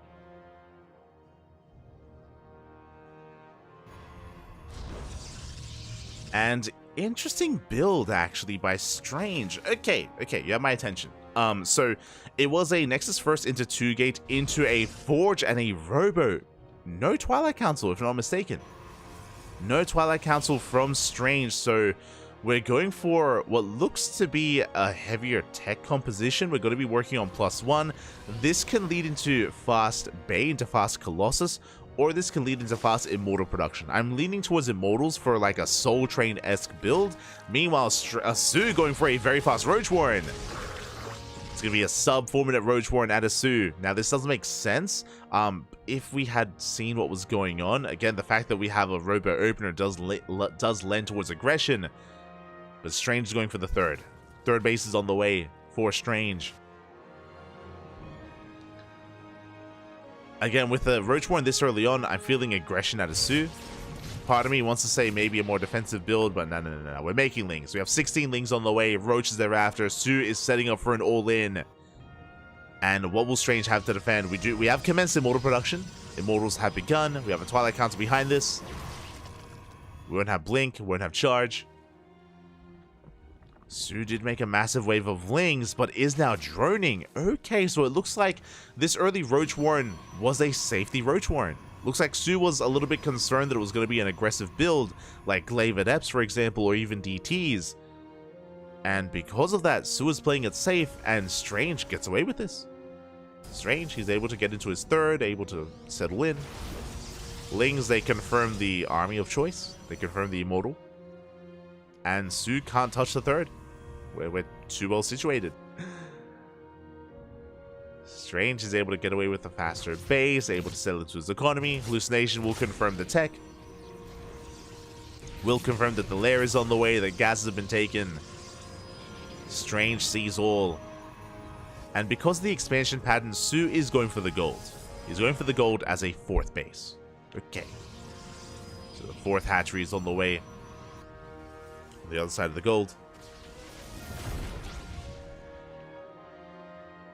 He is looking to expand. And is taking up as well. Initially it was roaches, but now we have a Hydra Den on the way, so it's going to be Roach Hydra at a Su. Can lean and lead towards, or head towards Lurker Tech. And head in that direction. Before Lurker Tech, though, I believe that Strange should be pushing out. Again, we're working on a charge. That is a massive gateway explosion. At 6 gates on the way. I believe that is 8 gates in total. That's a lot of gateways. And Strange will soon move out. Meanwhile, Su building up his own Roach Hydra force. Archons are morphing in.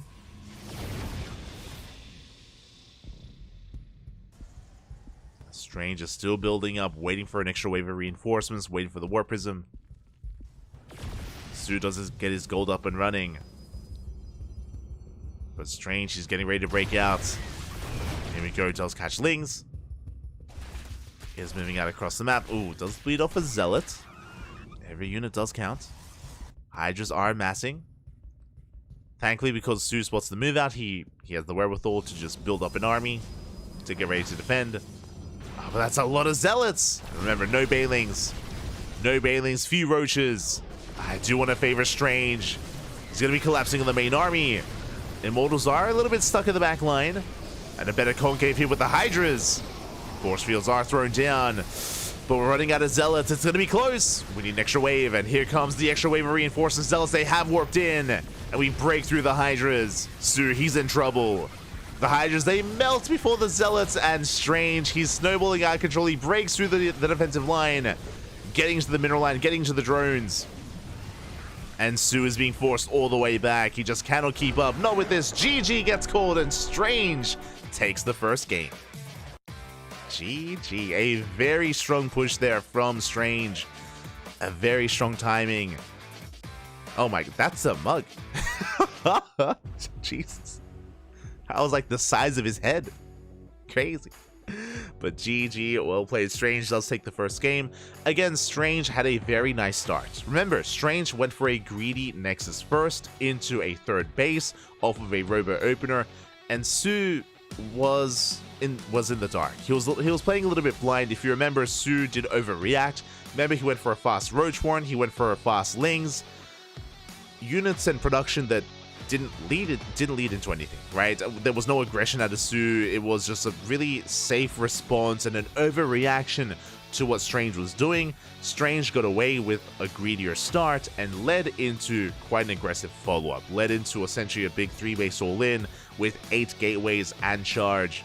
And again, Su unfortunately wasn't quite ready for that. He had not the best start to the game, and it led into Roach Hydra. And Hydras are so vulnerable. Hydras are so squishy. They're so vulnerable there. You saw how quickly they melted before those Zealots. Without a more robust Roach force or without Banelings, it's difficult to defend. Difficult to defend against that push. And with that, Strange takes a lead for himself and for his team.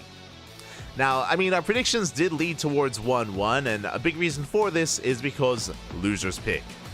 Sure, Strange, he had the advantage with Dynasty, but now Su is going to be able to embrace a different map, Post-Youth. Let's go. Post-Youth is up next, and in the bottom left-hand corner, we have Strange for Mystery Gaming. And in the top right, we have Su for Weibo Gaming. Ah, Weibito. Drinking water for a jug. It does look like a serving jug. Like it's like a pitcher of water that you would use to like serve other people. Mate, strange. He hydrates. True. Where's the emote in the chat? Where is it? Like, the reality is, like, it is a jug of water. It's massive. It's huge.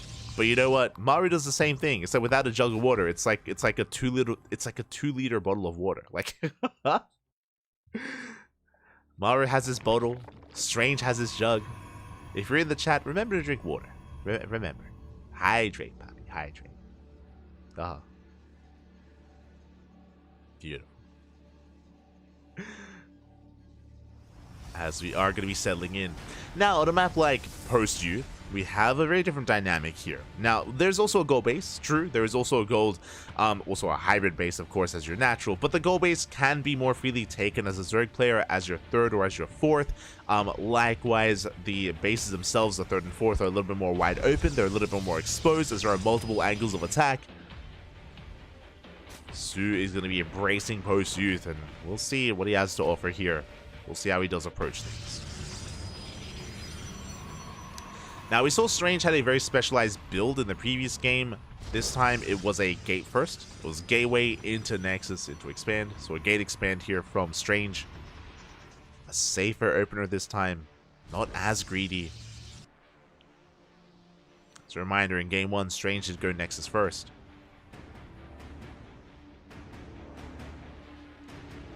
Su is going to be prioritizing the gold minerals. We'll main out over.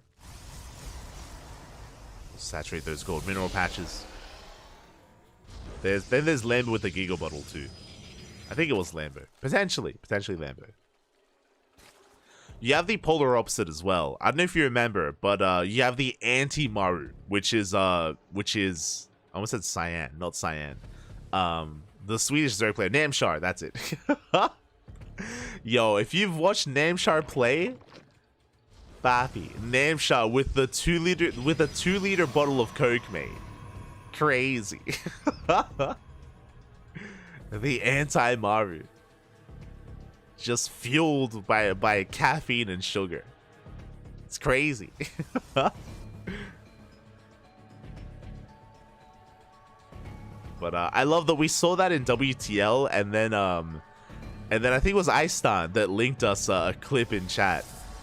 He linked us a clip on Discord from like 2 years ago in WCS. Well, not WCS, EPT. From the EPT regionals of Namshar doing the same thing.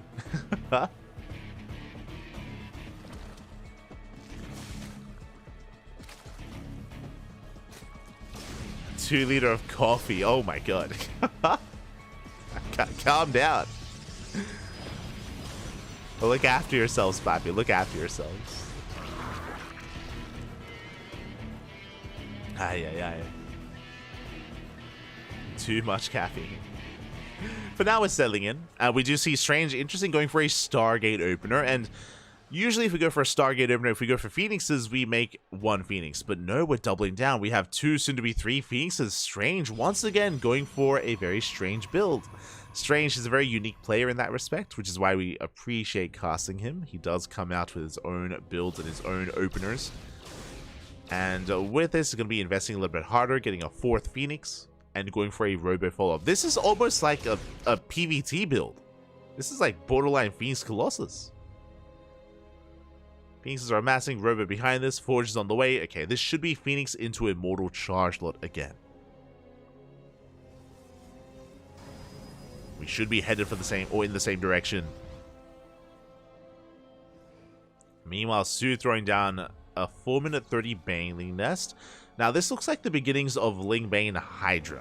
The Baneling Nest is, sure, a little bit earlier, but it feels like a safety Baneling Nest, and because there's no Roach Warren, this can land and lean into Hydra production. Meanwhile, Phoenixes, they dip into the main, they get 2 drones. Immortal production has begun. We have safety sentries, +1 attack, and Su is droning. So Su is not going for a Bane bust, but is bleeding out drones in the main. 3 workers go down. Okay, Roach Warren is on the way. Interesting. So Su is not skipping roaches. He's not rushing into Hydras. Is going Lingbane into Roach Ravager. At least it seems to be the case. Su likewise has drawn up to just under 3 base saturation, but is now remaking workers. Strange going for a bit of a later expansion, but does have an army to hold his own. And will force back the Lings. Once again, we've kind of entered a state where Su invested into all these Lings and did delay his drone production. So Su's economy is still it's still kind of ramping up. Likewise, gold is now on the way as the 4th. And there's that bay. I was joking about Phoenix Colossus, but that's kind of what we're getting here, unironically. The bay is finishing up and we're getting soon into Colossus. Okay.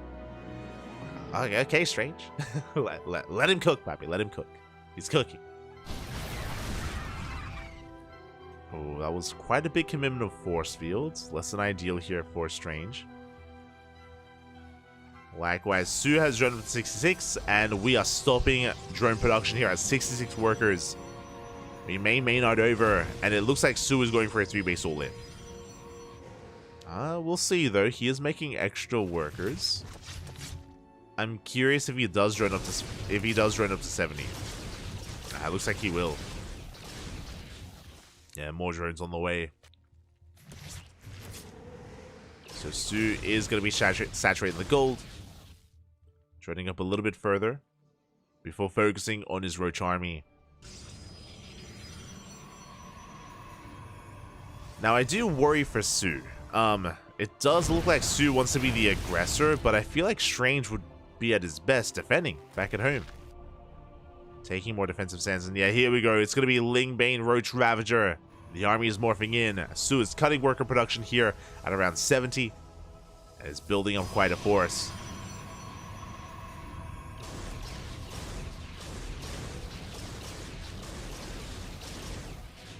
He is building up his army. Changeling does get shut down.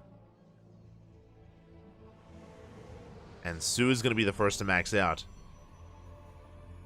The question becomes, does Strange push out, or does he take a more defensive stance and try to weather the storm and absorb the blows here of Su? Because he's got a massive army. You can see it on the mini-map. That's a lot of Lingbane for Su.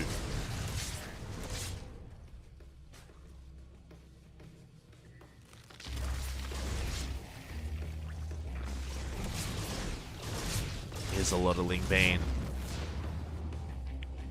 Su, he now gets into his overlords. We are going to be throwing down a massive wall of cannons and shield batteries.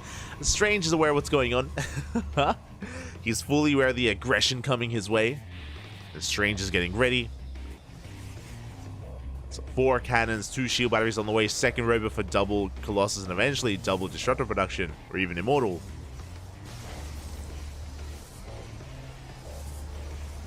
Now, if we had Storm, I would still be feeling good about Strange's position, but we don't quite have any Storms available. We have some Archons. And Su is maxed. Su is maxed out. Now, the soup does lie. Even though Su is maxed out, really he's hoping for Strange to move out onto the map. When it comes to fighting Strange back at home, Strange can still defend against this. He can still absorb these attacks. With force fields, with overcharge, with cannons. We can pull this off, but here we go. Su is pushing in. It does collapse on the army. Bailey's rolling on forward. Hallucinations thrown down. Barely any force fields. With the first wave of Bailey's, we go for the mineral line. We're going for the probes, and probes will go down. Not many of them, though. Only 10. And we hold. Yeah, Strange, he does defend. 13 probes fall. And we shut down the Lingbane. Su has to back up. You can see there, 86 Lings, 36 Banelings went down in that fight. And Strange maintains his economy. I believe he was forced to cancel the base. I didn't quite see if it was a kill or a cancel. But the Nexus did go down. And now we have to do that again. Now what's important here is that the Colossus and the Archon and the Immortal count for the most part was maintained. It was the Gateway army that was cleaned up. Strange looking to break out. Has to be very careful, is very vulnerable to being surrounded. Again, Su wants Strange to push out. He wants Strange to push onto creep. That is what Su wants. Strange knows that. He knows that. He knows that that's what his opponent wants, so he just skirts around the edge, backs off, doesn't commit. Getting into additional Immortal and Archon production. And more than anything, Strange needs a base. Needs a fourth. Likewise, the side defense was not rebuilt. Oh. Yeah, it was not rebuilt. We're not quite ready for this. Su doesn't commit. Not yet. Pulls away.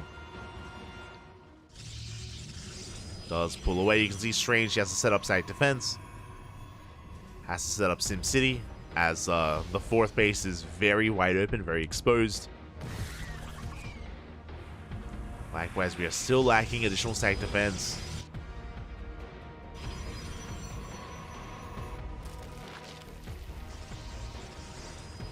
Su, he's looking for the fight, looking for the main army. And this time he's gonna commit. Bailey's rolling forward. Ooh, they crash into the Immortals. Yeah, they take down 2 of those Immortals initially. Yeah, the Immortal count is gonna be reset. The Archons and Colossus stand strong. 1 Immortal survives. And Strange once again takes an efficient fight. But he needs to expand. And I believe that was a kill, not a cancel on the Nexus. You need a fourth base. Otherwise, Su, he can keep this going. He can do this all day. See through, threatening a counterattack once again, canceling the base, canceling the expansion. And Strange can't expand. He's just stuck. He's stuck on 3 bases, and Su from here we can mass expand. I would love to see like fringe hatcheries being taken from this point from Su. He does keep remaxing time and time again.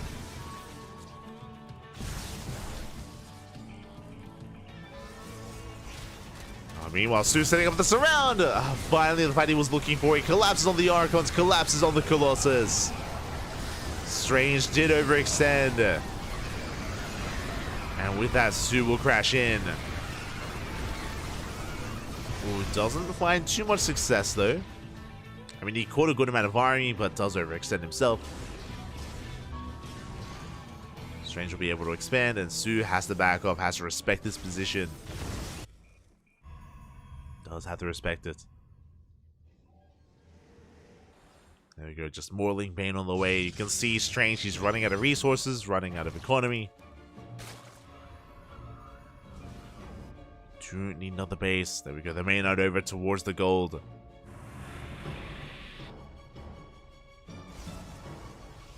And Su once again is remaxed. And you can see just how difficult it is to take a fourth base on this map. Especially once your opponent has map control. Su building up once again.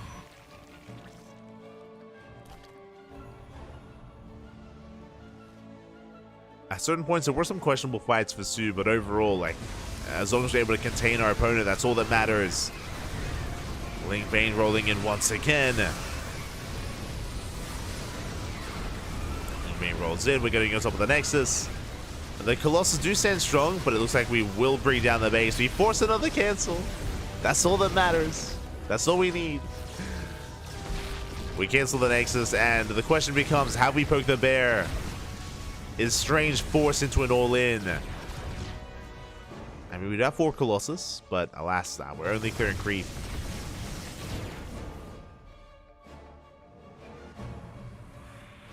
Creep is receding. Door base on the way. Did I say the creep was receding? Never mind. Strange, he's so quick to rebuild. He's already here establishing his creep once again. Well, Su's so quick to rebuild. Strange has to back off.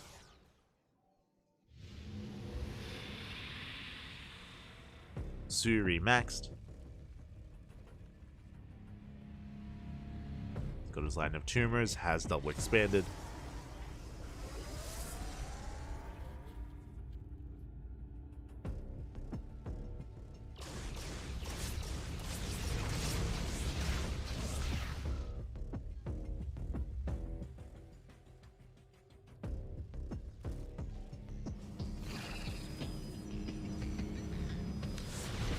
here we go. Su once again the goal, as it's always been throughout most of this game. Deny the fourth. Deny the fourth. So we do have another wave of Ling Bane. Strange pushing forward with 5 Colossus. Oh my god, that's a lot of Colossus.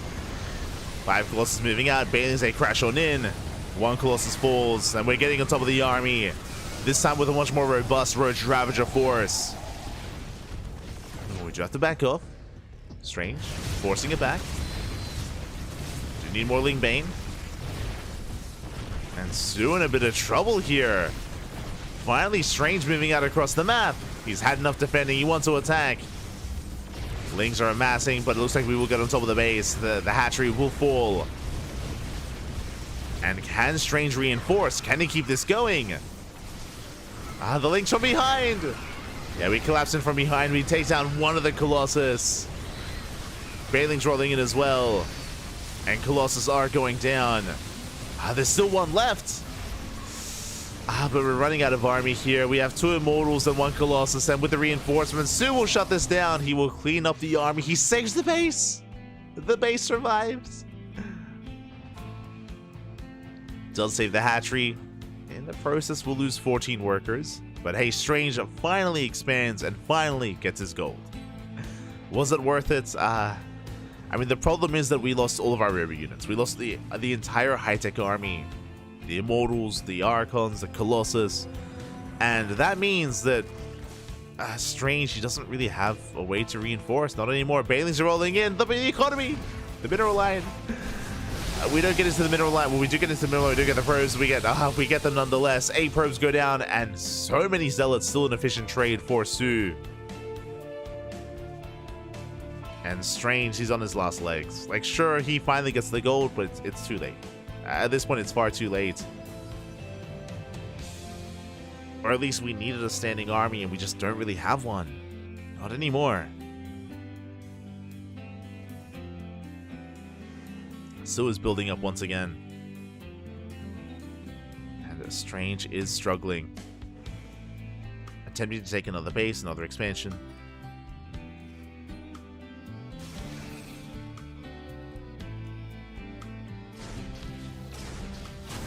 And Su is working towards Ultra Tech. Ultra Cavern is done. Ultra upgrades are on the way. Getting to 3-3. And Kindness Plating.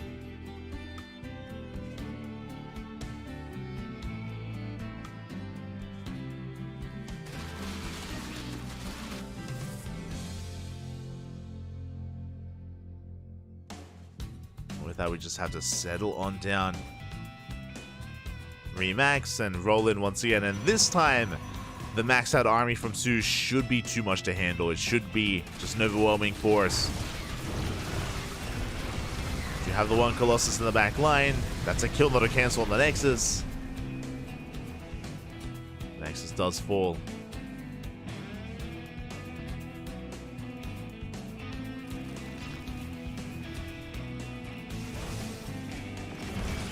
Once again, the name of the game for Su has to be to deny the fresh mining base. Strange moving out.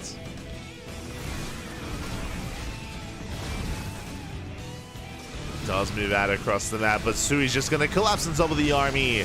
GG gets called, and Su will tap the series 1-1. And does fight back for himself and for his team. GG. GG, well played. Su does bounce back here. Again, game 1 was brutal on Dynasty, did go in favor of Strange, but Su able to whip it out here on Post Youth, able to fight back and give his team a chance at redemption. And we're getting ready for our next series. It's going to be a PvP between Lancer and Jeshi. Let's go.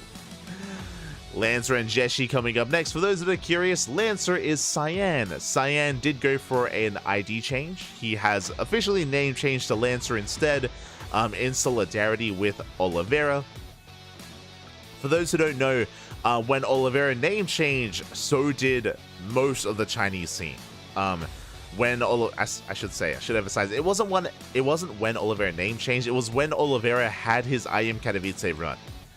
Because Oliveira became the world champion after changing his name from Time to Oliveira, the rest of the Chinese scene followed suit, in kind of like a a moment of solidarity.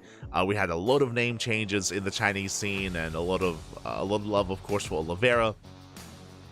And from my understanding, Cyan's name change was after Oliveira's run in DreamHack. Oliveira, he had an amazing performance in DreamHack Dallas.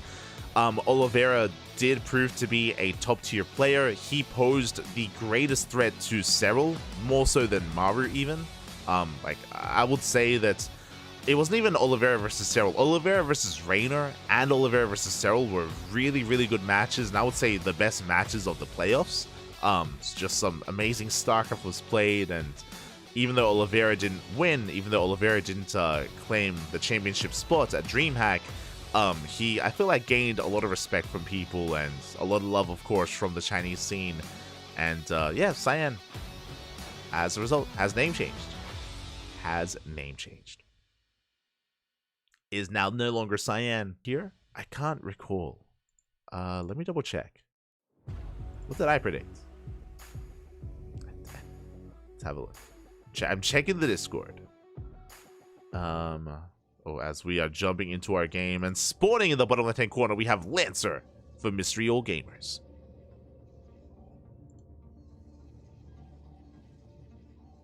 And in the top left-hand corner, we have Jeshi for Weibo Gaming.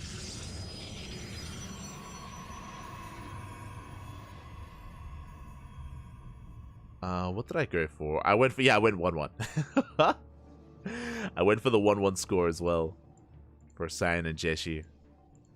I had a hard time picking between them. I fully understand the logic behind the people that did go for the 2-0 predictions, 100%. It was a hard one to call. And we'll see how we embrace this. As for now, we're going for gate expands. Now, PvPs on Amphion are very unique. In the sense that there's a ramp coming into the natural, so economic openers are favored on this map. We very rarely see 2 gate openers, so it should be a gateway towards an expansion. I say towards an expansion, we could be greedier or a little bit safer.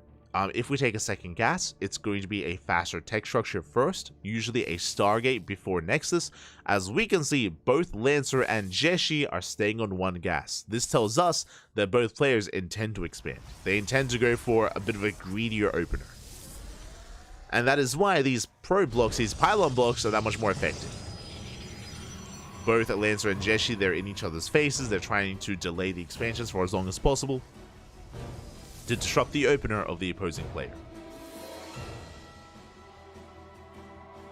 Again, these pylon blocks will force out zealots and force inefficiencies out of our opposing player. Ooh, but the Nexus gets thrown down. Jeshi a little bit late. Lancer, because of that, won't have to make a zealot. Does get the expansion. Will bleed out a probe. Jeshi at least a bit of a does get a little bit of solace here in killing a worker at least, but the expansion is going to be delayed as a result. Likewise, I believe Jeshi was forced to make a zealot as well.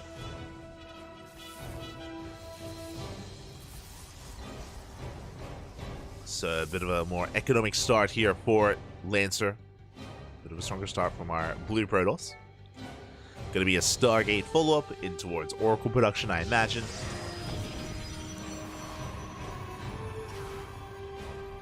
We'll see where this does lead us. Jeshi moving out through the center of the map. I believe has the Zealot with the Adept. No, sorry, double Adept even. Adept does shade in. The wall is not a wall. Oh, the wall is open. We do slip in. Again, as Jeshi was able to throw down that pylon earlier. He does dive into the main base. Probes are going down. Despite Lancer getting the faster expansion, that's 3 probes going down in the main. Very nicely done. Very nice damage. Across the map, instead of the Stargate, we're going for the Robo. Okay, you have my attention.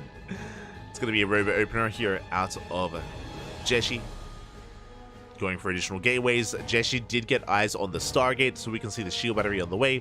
Is fully aware that Oracles are in production. The Oracles, they're coming.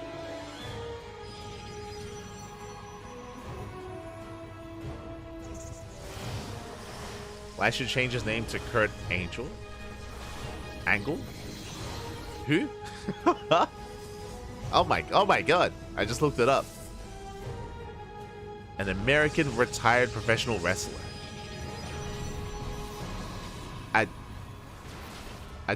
What's the connection? What is Kurt Angle famous for? Angle? Angel? He's a freestyle wrestler. What does that mean? What is freestyle wrestling? Okay. What's his signature move? The Angle Slam.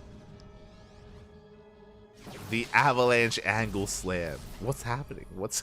Oh my god. How do you know this man? Okay, we're settling in. Oh, what am I looking at? What? He was like a wrestler like in the 90s or something. Okay. Well, we're settling in. Again, it was a robot opener out of Jeshi. We do have the Prism going in towards the main, but there's a Void Ray in position. The Void Ray is here. We focus on the Prism. The Prism will not unload, will be completely shut down. One Adept does slip in, but only the one. That means we can no longer one-shot probes. We do manage to get one worker in the main base, but that was a big loss for Jeshi. Lancer does defend. Very solid defense here from our Blue Protoss. Jeshi, meanwhile, going to be mining through these minerals, and we'll be taking a third base. We'll be taking this expansion on the left-hand side. I will attempt to, but will be delayed. Good positioning here by Lancer.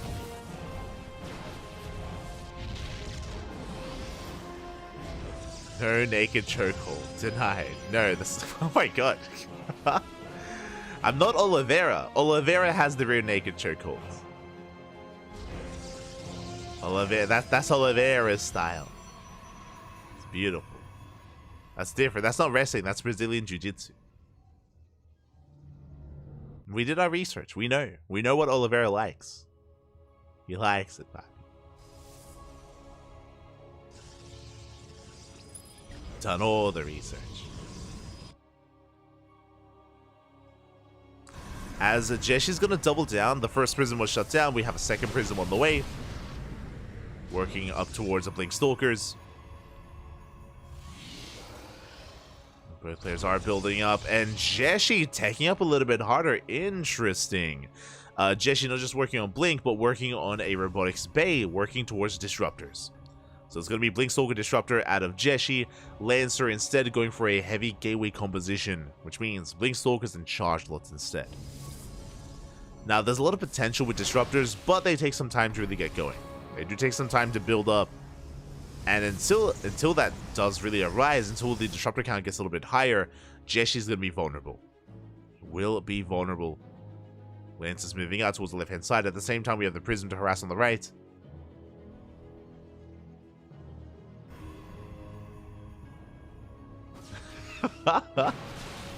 It's Oliveira's music. It is. As here we go, Lancer is pushing in. Does hit the third. Jeshi out of position. No shield battery.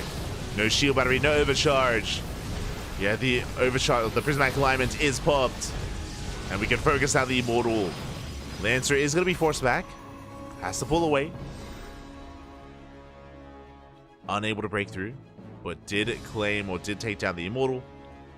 At the same time, the War Prism is still poised to go in. And meanwhile, I misspoke. Earlier I said Disruptors were on the way, but that is a Colossus. Skillus, is that you? Oh my god. Okay, so not Disruptor. We're embracing the Colossus instead. Interesting choice here by Jeshi. I mean, considering the army that he's up against, I do enjoy it. I do like it. For those curious, Colossus, they have their place in PvP. Oh my god, as we get a massive stasis in the main. Lancer, calm down. Stasis does pop off. Takes down almost the entire mineral line. But Colossus, they're ideal against gateway units. Kind of like Archons, they can do well against Zealots. They can apply or at least have some consistent splash damage against Stalkers. What they are rough against and what they don't really work too well against is a heavy Robo composition. If Lancer, for example, were to get a read on this and head towards Disruptors, Disruptors would have their way with the Colossus. So Stalker Disruptor is greater and stronger than Stalker Colossus, for example. Stalker Disruptor greater than Stalker Colossus. What I was getting at. But as we can see, Lancer is still embracing just a pure gateway composition. Another stays into the main. This time Jeshi does respond, does react. Lancer moving out on the right hand side. Jeshi is still building up. And we're going for the Robo. Robo's under fire, overcharges pop with the Robo. It's going to go down. A massive pickoff. Colossus is revealed. But without that Robo, we only have the 2 Colossus. There we go, backup Robo on the way. Jeshi expanding, taking a 4th. Cybercore under fire. Last Lancer has to retreat. Has to respect the army. At the same time, Zealot Rumbai does hit the 4th. And very little in position to defend. And Jeshi out of position. 4th base is going to go down. At the same time, we're going for the Cybercore. And can we get the kill? It's going to be close. And it looks like it does go down. The Cybercore falls at the same time. Jeshi does defend his 4th. Prism slips into the main. And that's a massive Zealot warp in into the main base. Jeshi having a hard time keeping up. Oh, the Colossus! Overcharged on cooldown, but we hold the line. Colossus does survive. Zealots into the main. There is a cannon. There's a shield battery. The probes are still going down. Big losses here for Jeshi.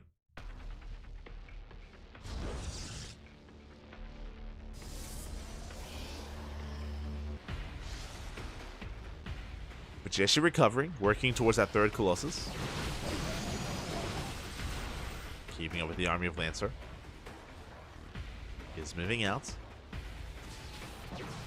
Is moving out across the map. And I spoke about this earlier in a head-to-head fight. I do favor Jeshi's army with those Colossus. The choke point is brutal. Is going to work in favor of Jeshi. We have to be careful. Don't want to get caught out. Lancer does have the concave. Does have the larger force overall. Oh, that 3rd Colossus is at home though.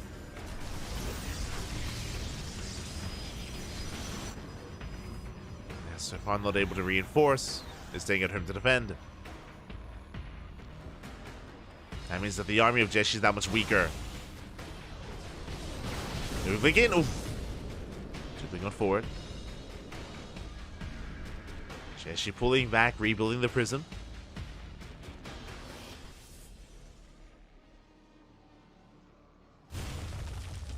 Prism is on the way. Yeah, Jeshi not gaining any ground.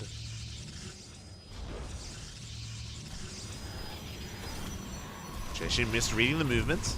Prism back into the natural. 3 probes going down. At the same time, we go for the dive. We focus on 1 and the 2nd Colossus as well. Jeshi caught with his pants down. Expensive losses. Losing both Colossus. Meanwhile, the Prism still wreaking havoc in the bases. Did we get the 3rd Colossus as well? Uh-oh. Yeah, 3rd Colossus, never mind. It does come into reinforce. We hold the line. In the main base, mass Zealots. Is getting out of control. Gateways are falling. Another big warp in into the natural. Jeshi just doesn't have enough to defend. He's being overwhelmed. Yeah, things are getting out of hand here. Overcharge is popped. I believe Jeshi has not seen the main army.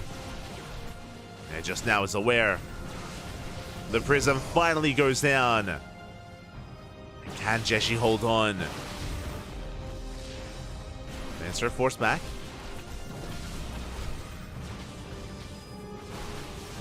Lancer's being forced back. Jeshi now to 2 Colossus. Getting on top of the army. Lancer warping in 10 Zealots at a time. Has been mass expanding. Has a 5th base. Jeshi able to keep up. Keeping up, forcing back the army. At the same time, Zealot counterattack towards the left-hand side. Jeshi out of position. That's 1 Stalker, a cannon, shield battery, and he has to race back. Force the recall. And Lancer's coming back in. Jeshi overreacting. He rotates and sends his entire army towards his 4th. Lancer heads towards the natural. Remember, recall's on cooldown. And Jeshi, do we turn around or do we commit? We're committing. And we're committing to the base trade. Now, when it comes to a head-on fight, I favor Jeshi here with his Colossus. Robo's under fire. Jeshi is supply blocked. Lancer throwing down Robos in his own bay, but it might just be too late. The tech is exposed. Do we have detection? Uh-oh. No shot. If we have no detection, the DTs, they can clean everything up. Mass DT! The Robo went down. The Robo across the map is going down, and we don't have detection. No shot, no observers, no detection. GG! And Lancer takes the game. Oh my god. Ay, ay, ay, no observers. Players are getting ready, and here we go. Spawning in the bottom right-hand corner, we have Lancer for Mystery All Gamers. And in the top left, we have Jeshi for Weibo Gaming. WBG.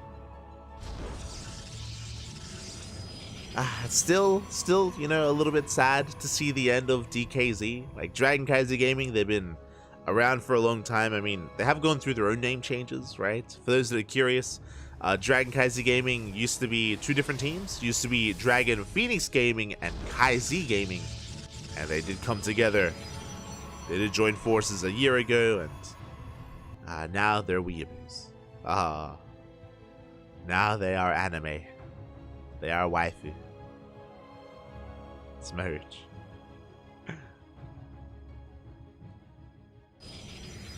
How the great do fall. As we're sailing into Oceanborn, and this is a much more standard map because there's no ramp leading to the natural. That means 2 gate openers. 2 gate opener from Lancer, 2 gate opener out of Jeshi.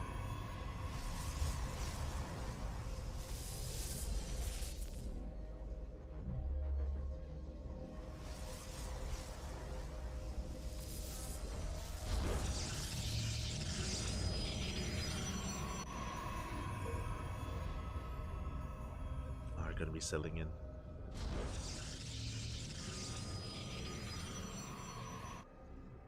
And with these two gate openers, it can lead to more aggression, can lead into a double Adept opener, double Stalker opener. The standard setup here would be Stalker Sentry, but Lancer, he's looking to spice things up. He already has a lead in the series and he's going for a proxy. He's setting up for what looks to be a 1-base all-in. Assuming this is a Robo. Assuming this is a Robo, not a Stargate. A Stargate would signify a more, yeah, there we go, a more economic opener. And there it is, Stargate has been thrown down. So Lancer is not going for the all-in. This is going to be for Oracle Harass. So it's going to be an Oracle Harass, an Oracle opener. The goal here is to get economic damage and to expand behind it. Ooh, but Jeshi, he's on the hunt. He does send the probe out, and he is poised to scout the proxy. Let's go. Outside of that, it's going to be double Stalker openers all around. The probe does get eyes on the proxy location. We're fully aware of what's going on. And Stalkers are on the way. Likewise, Lancer also moving out to defend the proxy. This is going to come down to the control, to the micro. Stalker has arrived. Jeshi coming in. And Jeshi does get the first shot off. Jeshi will come out on top. You can see here the trades in favor of the red Protoss will get an extra hit in. And Lancer has to reinforce. Is in a bit of trouble. The Oracle will help. Okay. So we should be able to clean this up. There we go. The Oracle comes in. It cleans up the final Stalker. So an even trade. 2 for 2. But the Oracle is forced to spend its energy. Energy is spent. And that means that Jeshi has time to respond. As Stalker's in position. Oracle gets 2 probes. Not bad. 2 probe kills in the main. It's an okay amount of damage. Jeshi is settling in. Meanwhile, back at home, Lancer going for his own Twilight counts with the blink. Jeshi doing the same. As a reminder, Jeshi, because Jeshi did not invest into a proxy, has a faster expansion, has faster blink, and Jeshi has a lead. And the way for Lancer to fight back is with the Oracle. So far has done some damage, but not enough. has not been enough. Not yet.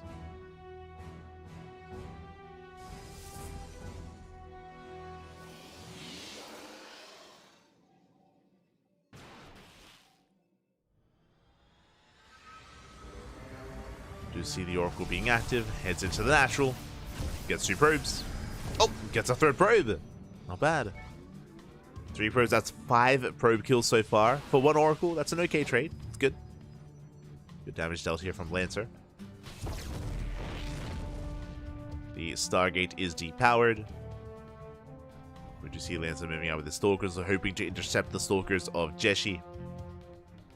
And can he catch them? It looks like, oh, he barely will miss them. Barely. It's close. Jeshi makes it back home. He has a shield battery, has the overcharge, has force fields as well. Blink will be finishing up faster here for the red Protoss.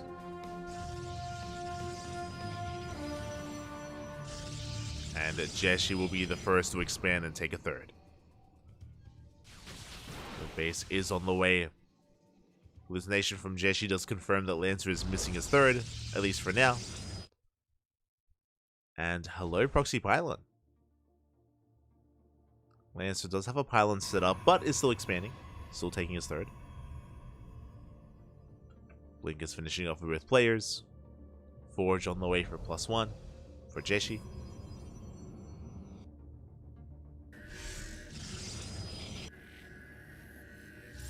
Working towards that next step, working towards the mid-game. Now it isn't just about Blink Stalkers, now it's going to be charge lots, upgrades. No investment into Robotech yet, no Disruptors, or Immortals, or Colossus.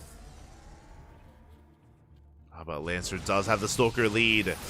Jeshi getting caught out. So far, nice blinks. Does avoid some shots. Shield battery does help support.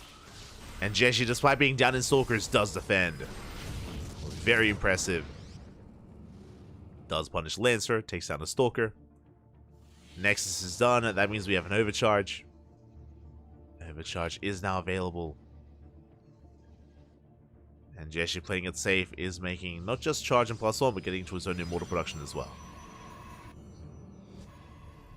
Is playing it safe.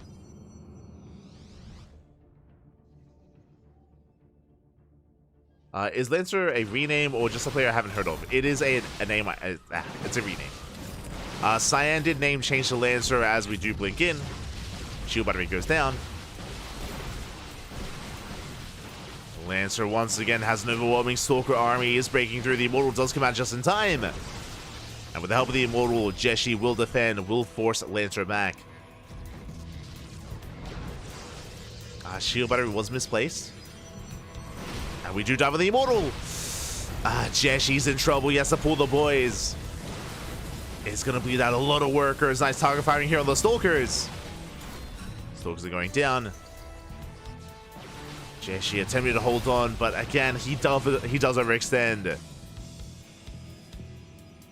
Another trade that Jeshi was hoping for.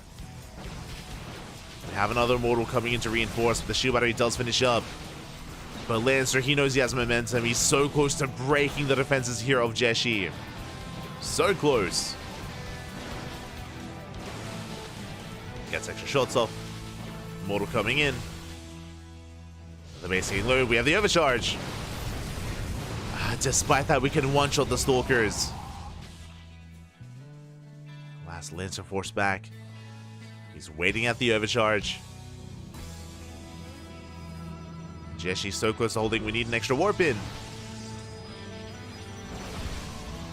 Okay, we're barely holding. We have a second Immortal coming down, and with a second Immortal, I think we're okay. I think Jeshi has held. It's been a close hold. It's been a very close hold. As Lancer has been able to just cripple the army, but he hasn't really touched the economy. The probe count able to maintain itself. We do see Jeshi taking his own 4th base. Lancer will have the lead when it comes to the 4th base timing. And can we force a cancel? Looks like we can. Jeshi out of position. Ooh. The 4th base is denied. It's being built. Gateway gets depowered. At the same time, Jeshi going for a massive Zealot counterattack.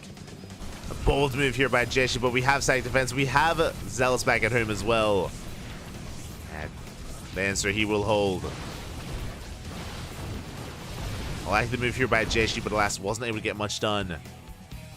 Lancer maintains a worker lead. Deb stays shaded to the main base. Jeshi's getting pulled apart. We do have some Zealots in position. Our probes are going down nonetheless. We have 4 probe kills. Jeshi still has some recovering to do. Still down in workers. So basically what's happening here is that Lancer, he has actually not quite invested too, sorry, I should say Lancer. Jeshi hasn't invested into extra gases. He has no gases at the third, no gases at the natural. Jeshi just heavily reliant here on Zealots to reinforce and to be the main bulk of his army. Meanwhile, Lancer has invested into additional gases, working towards more Blink Stalkers. With a gas-heavy composition. No Archons yet from either player. Lancer is moving out. The Mass Stalker versus the Mass Zealot. And Jeshi has the Concave. It does collapse on in. Zealot's a little bit too far back for Lancer. He's forced to rotate around. Armor supplies are quite similar. And +2 does finish up just in time for the fight. +2 does kick in. Lancer still forcing back the army. Zealots are being cleaned up, and now the Immortals are getting on top of the Stalkers. At least trying to. And Lancer taking a supply lead. Rotating around. Lancer maintains a Stalker count, only really bleeding out Zealots. So these have been efficient trades, and Jeshi, he doesn't get eyes on the army. Out of position. As Zealots get into the mineral line, probes are going down, and Lancer, he's looking to take this. Game 1 was very close, and Game 1 came down to the lack of detection, but here in Game 2, Lancer, he's been in control. Just been hyper-aggressive. Giving Jeshi such a hard time expanding and taking, even saturating his third, taking his fourth. So in his face, the Immortals go down. And Lancer, he's looking to snowball out of control, takes down the shield battery. There's barely a standing army. We got 13 probe kills, no mining at the natural. And Lancer does reinforce. And with these Zealots, it looks like he will have enough to break through. I say that. Likewise, Jeshi does reinforce with his own Zealots. Does reinforce, does force back the army. Lancer, he refuses to give up. Refuses to back down. So on point. I'll say do come in. Jeshi does have the defensive advantage. Immortal's on the way. If only we had a shield battery. Like, even with the Immortal, it doesn't matter. We dive on it immediately. The Immortal goes down. The base is under fire. A couple more volleys and it will go down. And yeah, that's what we go. That's what we go for. It's what we focus on. GG gets called, and Lancer will take the series 2-0, and will give Mystery All Gamers a nice lead. GG. GG, well played. Cyan, aka Lancer, with the 2-0. Again, oh my god. A very close game number 1. As a reminder, game 1, Jeshi had the lead. Jeshi had control of the game. He had momentum, but Jeshi did not have any detection. And despite having an overwhelming army, Lancer was able to defend with DTs, was able to snipe the Robo and shut down any form of detection and take the first game. Here in game number 2, Lancer was hyper-aggressive with his Stalkers. His third base was delayed, his economy was a little bit later, but alas, he was able to just apply pressure at the third base of his opponent and make sure that Jeshi was never able to really build up an army and build up a defensive position. Was just having a really hard time defending his third base and getting it up and running, and Lancer did maintain control of the game. With that, took the series. GG, well played. It all comes down to Coffee versus Hero. And this is going to be an interesting one. Now, Hero is the best Protoss in the world, I would say. Is the best Protoss in the world. You can make an argument for Max Pack, sure. So you can maybe say Hero, the best offline Protoss player, regardless, is an amazing player in his own right. And he is favored. He's favored to take the series. He's favored to win this and to force the ace match. But Coffee is not one to be taken lightly. Coffee is an animal. He has been popping off as of late and has been just really evolving and getting better and better. Coffee is definitely one that can pose a threat to Hero. And as a reminder, Coffee needs one game. All he needs is one game to claim the series. Can he do it? Can he pull it off? Likewise, Hero has to fight back 2-0 to force the ace match. And we'll see where we're headed. Game 1 is going to be on Golden Aura.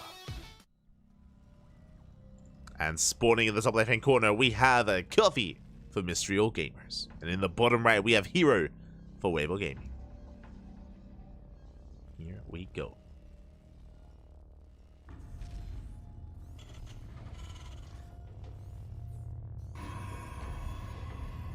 Go.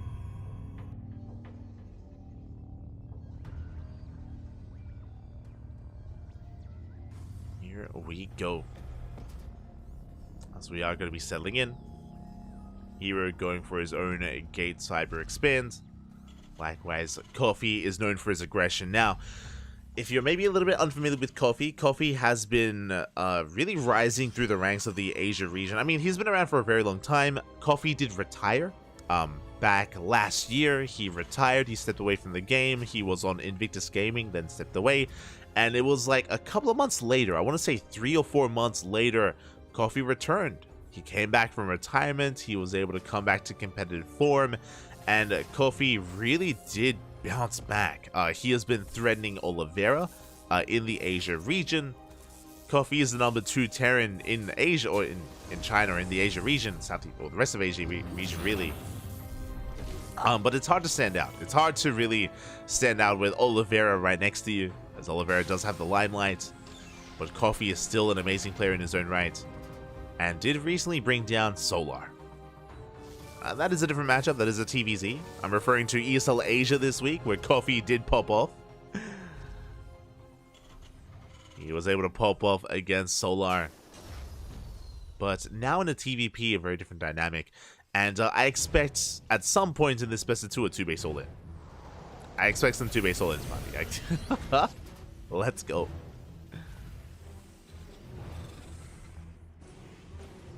See if we can pull it off.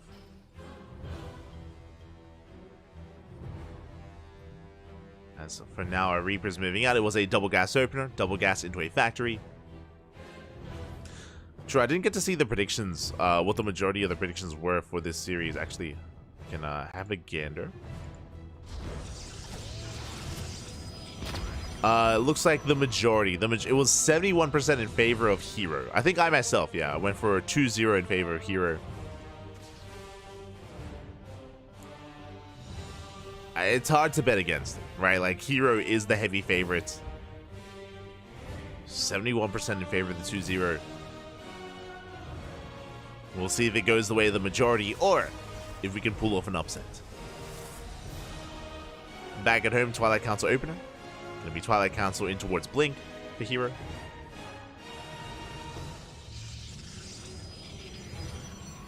And we'll keep an eye on the gateway count. Meanwhile, Coffee across the map, not going for a 1-base all-in, is going for a factory into CC. Into Command Center.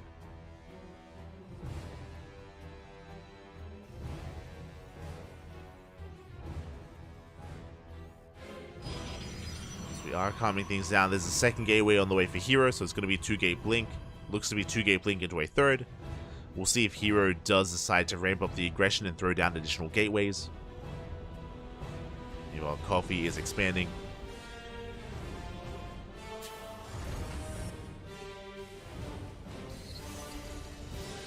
And interesting, going to be opening up with some drop play.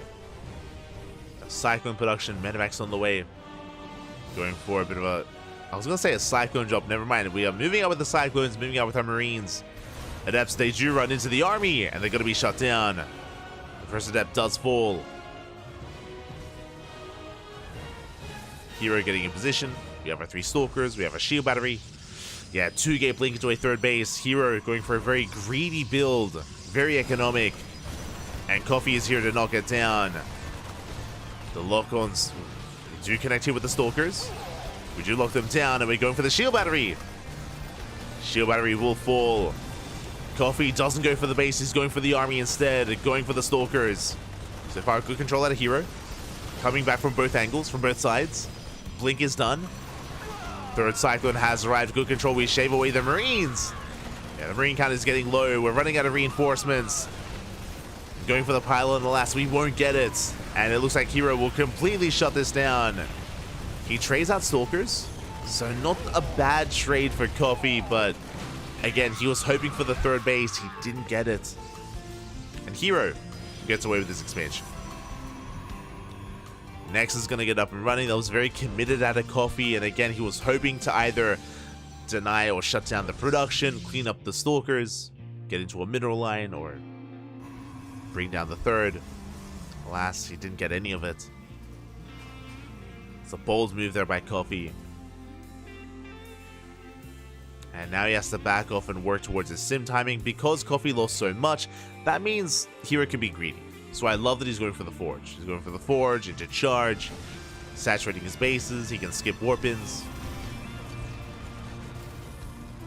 We get some orders out harassing the bases.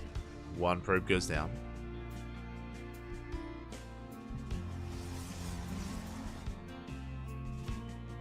We get 1 worker. Coffee building up. Additional racks is on the way. And I would not be surprised after the initial failed aggression if this goes into a 2-base all-in. Like, there's going to be a decent timing with Stim, Combat Shields, and +1, and I would not be surprised if Coffee pulls the boys with this. It would make a lot of sense. I do think that Coffee is a little bit too far behind to go into a longer, later game, to get into a third TC and into just a greater game. We'll keep an eye on Coffee. Colossus production has begun. We have a gateway explosion for Hero. And we're going for a drop play. Okay. We're going to be moving out with drop play instead. We're not building up towards a push.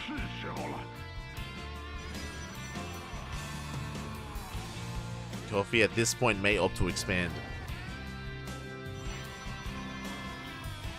You can see Hero getting in position to scout any kind of drops. We have our pylon set up. The first pylon is going to go down. Hero's getting ready. Does warp into the main. First pylon falls, going for the second.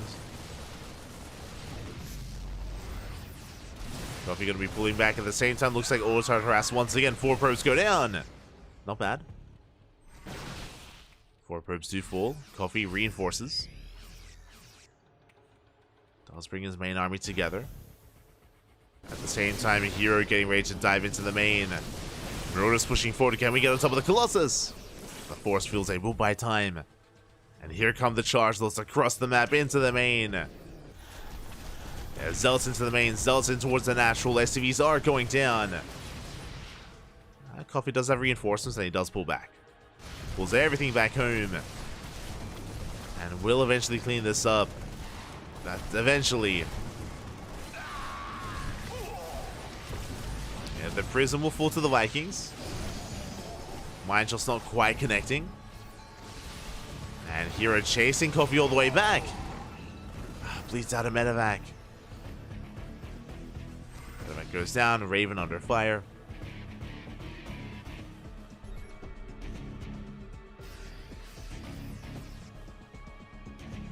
Still no third CC from Coffee. Doesn't get the Observer. Second scan there to shut the Observer down. Raven likewise gets sniped as well. Disruptors are on the way. I feel like if Coffee wanted to pull the boys, we've missed our timing. At the same time, though, we need another base. Like, Hero is going for a 4th. Not a bad engage. We're collapsing on top of the Colossus. Force fields are on point. Yeah, despite the engagement, despite the pseudo surround from Coffee, it looks like he will get one Colossus. A very messy fight. One Colossus goes down, but that's going to be it. GG gets called. Coffee has nothing left, and Hero takes game number 1. GG, well played. Again, Coffee was so committed early on, he did not do enough damage. Here we go. Spawning in the top right-hand corner, we have Coffee for Mystery All Gamers. And in the bottom left, we have Hero for Weibo Gaming. Let's go. Looking to embrace Crimson Court.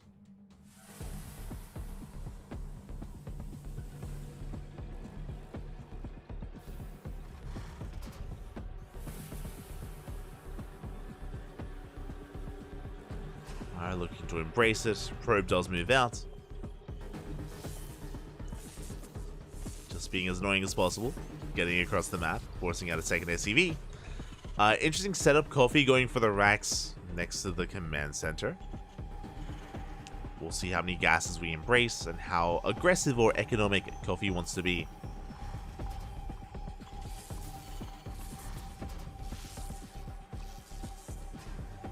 As there it is, going to be a double gas opener out of Coffee.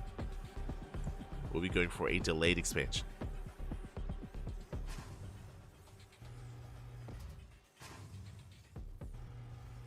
Hero is aware. Going for the SCV, getting some hits in. Does pick away at those workers. And we saw the last game that Coffee did go for earlier Cyclone production and went towards a very aggressive Cyclone Marine like push. And there was a lot of potential with that timing. Was a lot of potential. Unable to get enough done with it. Bearing in mind that Hero did go for a more greedy economic build in game 1 and got away with that. It's also why Coffee was in such a rough position in the aftermath. Wasn't able to punish Hero. This time going for a Reaper first. Factory follow-up.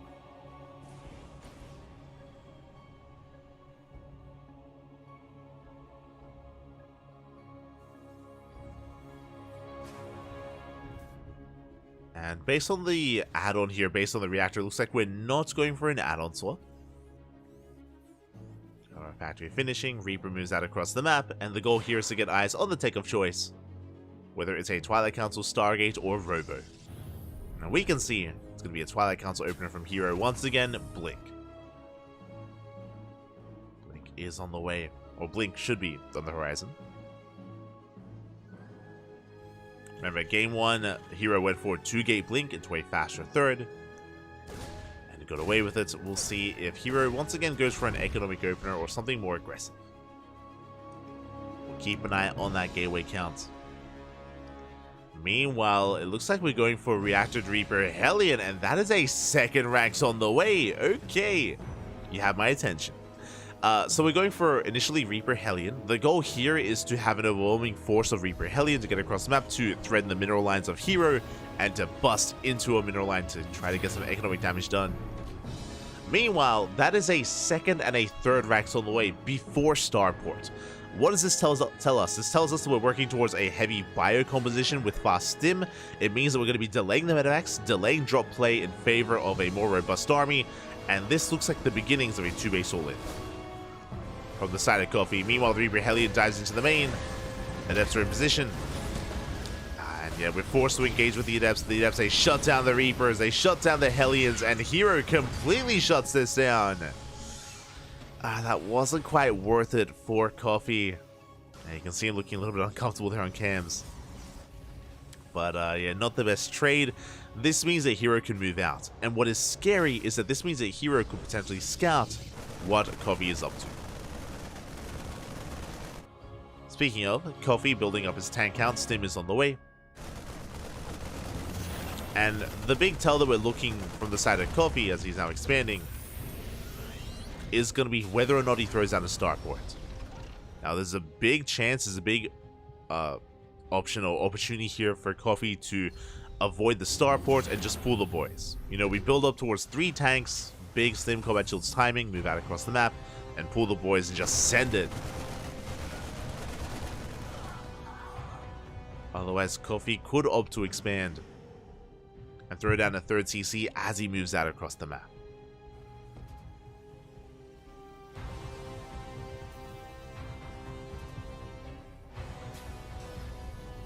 As we do see Hero coming across the map with that hallucination.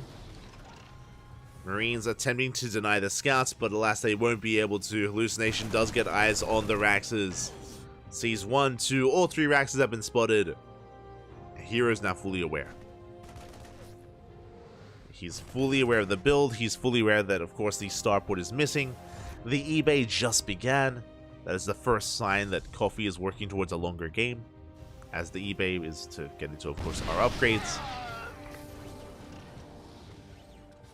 Hero going for the gateway explosion.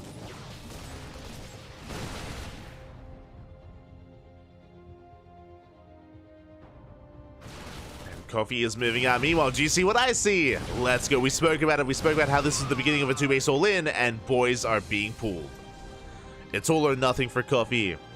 The problem is that Hero already knows. Like, he already saw the build. Like, he can piece together that it was a 2-base all-in regardless. Zealots are being warped in. Shield batteries are finishing up. Coffee rotates over. And he's going for the kill. Wedging himself in between the natural and the third. Tank volley's going off. Not a bad position. And he is within range of the pylon. Yeah, big tank volley's going off for the Stalkers. Stalkers are going down. Hero in a bit of trouble. He bleeds off all the Stalkers. We're down to 4. Down to 4 Stalkers. Overcharge is denied. We're still rallying across the map, and can we collapse on the gateway army? Coffee not doing too badly here. But he's taking a little bit too long. Is within range of the third, but I feel like we need more damage. We need to keep on pushing. Charge, let's say, dive on in. Tanks, they focus on the Immortals. They get 1. But the tanks are falling one after the other. All 3 tanks fall. We needed the second Immortal, and we didn't get it. Hero holds. Where were the boys? Wait, where were they? Ay. We needed them to help support the tanks. Another tank is on the way. Like, again, Coffee did so well with that push, but just barely fell short.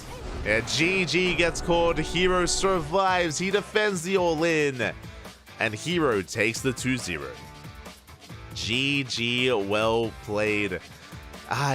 Coffee, he was doing so well with that. He was getting so many shots off on the Stalkers. He shot the Stalkers down. He had 3 tanks in position.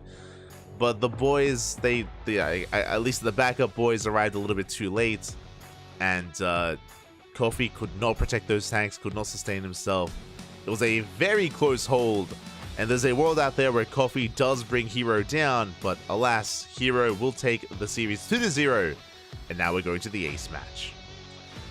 We're going all the way to Game 7, and the question becomes, what's it going to be? Who are the ace players? Now, I feel like there's an obvious choice for Weibo Gaming. It's going to be Hero, right? Hero must be the ace player. But who's the ace player for Mystery All Gamers? There is a good argument for Cyan or Lancer, right? I would say that arguably Lancer is... it's hard to say.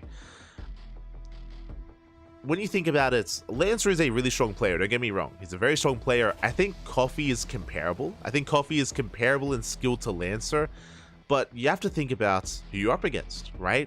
If your team Mystery All Gamers, and if you make the assumption that Hero is going to be the ace player, the question isn't who is your strongest player, the question is who is your strongest player against Hero specifically. Right? Who has the best chance at sniping Hero? Is it Coffee or is it Lancer? Ace map is going to be Oceanborn. That's another big factor. Oceanborn, if we were to go for a 2-base all-in in a TVP, this is not a bad map for it. If we wanted to go for a proxy in a PvP, also not a bad map for that as well.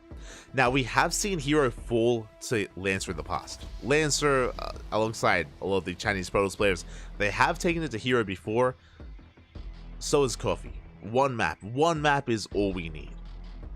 It's gonna come down to this. Gonna come down to one game between Weibo Gaming and Mystery All Gamers. Oh boy. Strange. Strange is another option. Do I favor Strange over Lancer? I don't think I do. I think I like Lancer's chances more if it's a Protoss player. But Strange is also an option. True. Strange is an option here for Mystery All Gamers. Is an option. We shall see. Again, personally, I'm leaning more towards either Lancer or Coffee. I can see arguments for either player, as our teams are just deliberating amongst themselves, trying to figure out what they want, and it looks like we have our answer. Oh boy. Looks like we have our answer, and the ace players have been chosen. It is going to be Hero, as to be expected, and it is not a Protoss. It is not Lancer. It is Coffee. He wants his revenge. Let's go. He does want his revenge here. Coffee versus Hero. And again, I wouldn't be surprised if Coffee also believes as well that that last game was so close. Like, Coffee was so close to breaking Hero then and there. The all-in was actually working quite well there for Coffee. It just barely fell short. And Coffee may be thinking to himself, like, mate, if I can just tighten things up a little bit more, I can take it. And here we go. We're getting into the next game, into game 3. It's right into the ace match. In the top left, we have Coffee for Mystery All Gamers. In the bottom right, we have Hero for Weibo Gaming. Ace versus ace. Oh boy. And I'm certain that Coffee has some special build plan. Right? We have to be coming in with a plan. No shot we're settling into a normal standard game. No. I mentioned it before. This map is quite prone for favoring all-ins, specifically 2-base all-ins from the side of Terran. So if Coffee wanted to bring out another 2-base all-in, this wouldn't be a bad map for it. The downside of a 2-base all-in here is the fact that we just tried one, right? We just tried a 2-base all-in versus Hero in the last game. We can't do it again, right? Like, Hero, he's already primed for it. He's already ready to defend, like, mentally, physically, he's already there. I'm sure Hero is expecting an all-in. So we need to take a different approach. What do you have, Coffee? What do you have? What are we cooking? What are we cooking? As for now, it's going to be a double gas opener. Double gas out of Coffee is going to lead into a faster factory. Now, a 1-base all-in is not unheard of. We have seen in most recent times Ryung, as well as Oliveira, as well as Byun. A lot of the Korean Terrans, they like to mix in a 1-base all-in from time to time. Like, when I say from time to time, I mean like once in a tournament. Not even once a series, but like once in an event. Do you hear that?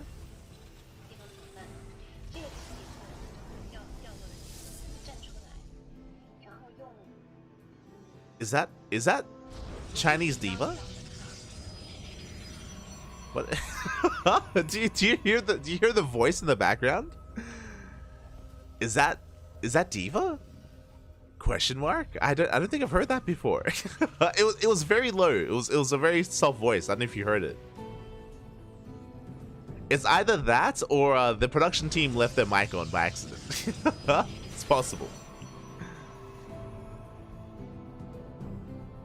Here we go. Hero does shade out. Behind this, we can see Coffee going for a 1-1-1. I don't see a CC. There's no command center. I was alluding to a 1-base all-in earlier, and it looks like Coffee is embracing that. Oh boy. Okay, what hits harder than a 2-base all-in? A 1-base all-in, Bobby. Let's go. We have Cyclones on the way. Marines are amassing as well. There is no expansion for the Terran. And the question becomes, do we pull the boys with this? Do we just double down and do we just send it? It's going to be... Okay, we do have a command center. Command center's on the way, but this is a very, very late command center. So technically, this is not an all-in. It's not a one-base all-in, but it is very committed. Very committed build here by Coffee. This needs to get damage done. Trading with the army is not good enough. We need more. The drop is moving out. We have Marines. We have, of course, our Cyclones. Liberator behind this. So we do have the Liberator going to be joining up with this eventually. As Coffee is dropping in. And going for the Adept. There is a shield battery in position. Overcharge as well. Was a Stargate opener into Phoenix's. Phoenix is not going to be ideal in this position. Coffee in a bit of trouble. Sorry, Hero in a bit of trouble. Coffee's pushing forward. Lock-ons are broken. Shield battery stands strong. And Coffee needs to get more done. Shield battery's taking a lot of hits. Liberator's on the way. Third Cyclone has arrived. The Depth's turning a shade and we go for the lift. We pick up every single Cyclone. The Marines are trying to hold their own. The lift does run out. We do run out of lifts. We focus out the Adepts. Not bad trades here, but the Immortal has arrived. And we're holding the line. Hero, he is holding. He bought enough time for the Immortal. And now Coffee's in a rough position. Coffee in a very rough position. Look at the worker count here. Hero with a massive worker lead. And mules aren't even a factor because they don't even have the orbital. The orbital is not even done, so limited mules here for Coffee. Now, thankfully, Coffee maintains the Cyclones. So, even though Hero has defended, Coffee does still have an army. He still has an army to work with. He can still build up towards another push. But there's a lot of pressure. There's a lot of pressure here on Coffee.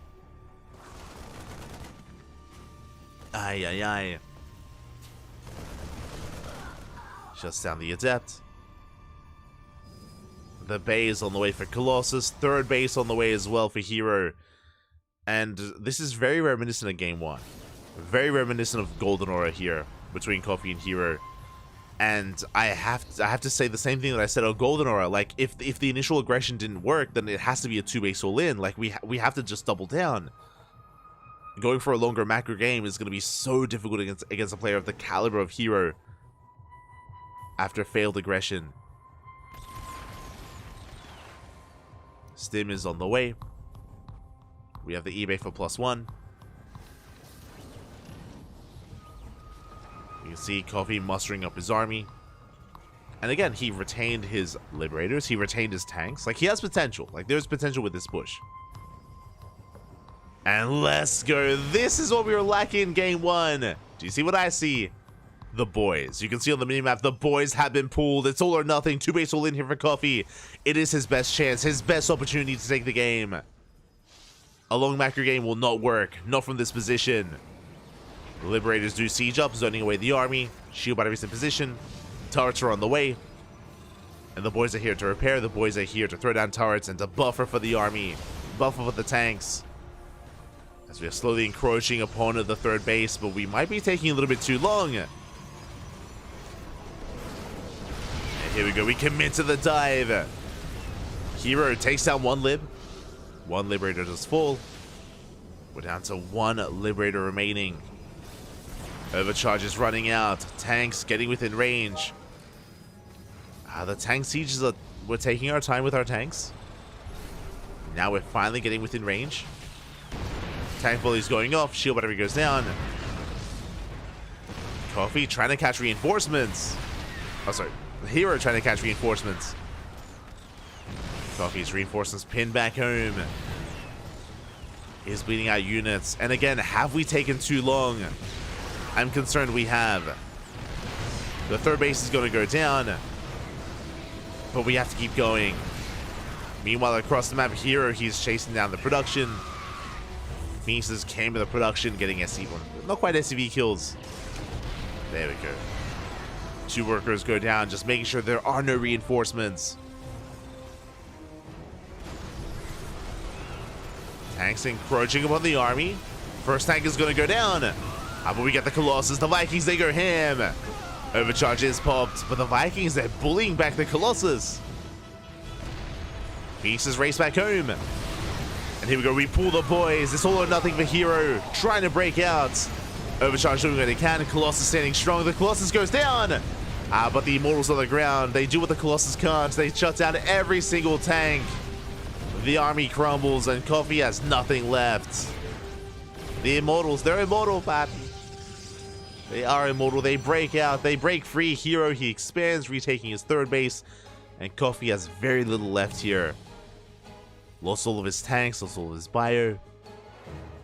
The Vikings did well for themselves, but there's only so much they could do. And again, CranKy did take his time laying siege upon the third base, and time was of the essence. Time was working against CranKy. It took a little bit too long. One tank goes down, second tank goes down. Very nice target firing here at a Hero. Targets on every single unit. GG gets called, and a Hero will take the series. We'll take the match, and we'll win it all. We'll win it all for Weibo Gaming. GG. GG, well played. Hero will take it, but a shout out to Mystery All Gamers because it went all the way to the ace match. It went down to the wire here. Against Strange and Lancer pulling their weights, I was leaning more towards Lancer as the ace pick, but they had faith in CranKy. And again, CranKy was so close in Game 2 versus Hero. Here in Game 3, was unable to really pull it off. Like, Hero was doing such a good job at just reading the build, reading the all-in, getting in position. At the same time, CranKy did take a little bit too long laying siege upon the third base. Took a little bit too long for the tanks to actually get on top of the Nexus and encroach upon the army of Hero. Hero was able to buy so much time, and because he bought so much time, we had Immortal after Immortal after Immortal spawn in. And with that, congratulations. Congratulations to Team Vitality and to Weibo Gaming for winning their matches. Congratulations. And with that, I hope everyone in the chat enjoyed themselves. Hope everyone did enjoy. That's from earlier today. That is from ESL Open Cup Americas. But GG, well played. Again, Mystery Gaming did not play too poorly whatsoever, but that is going to be wrapping up this round of WTL. It does wrap up the round, and actually, we can have a look at the standings. There we go. We can have a look at the standings here. We have a number one spot. Number one placed is Team Vitality. Team Vitality is number one. Weibo Gaming is number two, followed by Shopify, Basilisk, Team Liquid, and Psystorm Navi. Actually, we can zoom in. There we go. We can zoom in.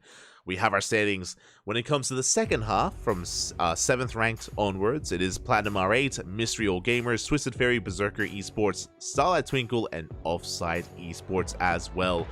Honestly, a lot of these lower teams are quite neck and neck. Like Platinum R8, Mystery All Gamers, and Psystorm Navi are pretty close in their overall rankings and their overall scoreline.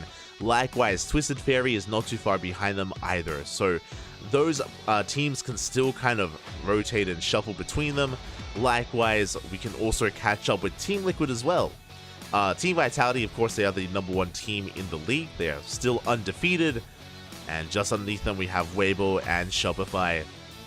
So the teams, they're really starting to stand out and kind of stand out from each other and stand out from the pack. But in the middle, we still have a lot of potential for a lot of these teams. Again, for Mystery Gaming, for Mystery All Gamers to go to the ace match against the second ranked team of the league is impressive. And it bodes well to what they can accomplish and how far they can go against some of these other teams.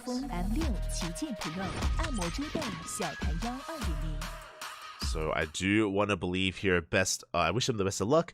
For those that are curious, this was round 7 and there are 11 rounds left. 11 rounds remaining here. Oh, sorry. I said 11 rounds left. 11 rounds in total. What I meant to say. 11 rounds in total. So we still have a couple more weeks ahead of us. As a reminder, no WTL this week. This weekend, there is no World Team League. If you're curious, why is there no WTL this weekend? Esports World Cup. The Esports World Cup qualifiers are this weekend instead, and we will be casting the qualifiers here on the channel. We're going to be casting the open qualifiers. The closed qualifiers, I believe, are going to be covered by the mainstream, or by they have like the official broadcasters. So they have you covered for the closed qualifier. we have you covered with the Open qualifier. And there's going to be a qualifier for every single region. Let me just quickly double check. Checking our calendar. We have the Korea qualifier on Thursday. We have the Asia qualifier on Friday. The European qualifier as well. Likewise, the Americas qualifier on Saturday. So Thursday, Friday, Saturday are the qualifiers for all the regions for Korea, Asia, Europe, and Americas. Meanwhile, not just that, we have KSL on Saturday, we have Sparkling Tuna Cup on Sunday, and we have a Code for Giants Cup tomorrow. Oh boy. We do have that tomorrow as well. So with that, GG, well played. We are going to be wrapping things up. We are going to be wrapping things up here, and yeah, we are going to be calming things down. We're going to be heading off for the time being, going to be heading off for the night, and once we wrap up tomorrow, we're going to be live with Code for Giants Cup. That's going to be in, let me just quickly double check. That's going to be in less than 12 hours. I want to say 10 hours time. In around 10 hours, we're going to be live with a Brazilian bi-weekly tournament. We cast it last week. If you want to tune into some Brazilian action with Eric, Inexorable, Master, Shaq T, and many other lovely Brazilian players, we have you covered in 10 hours time. In 10 hours time, 10 hours time. We do have you covered. So be sure to tune in for that. It's going to be a lot of fun. Otherwise, thank you for watching. Thank you for the support. We'll see you guys tomorrow with some Brazilian StarCraft. Until then, hasta luego. Ciao, papi, ciao. Hasta luego.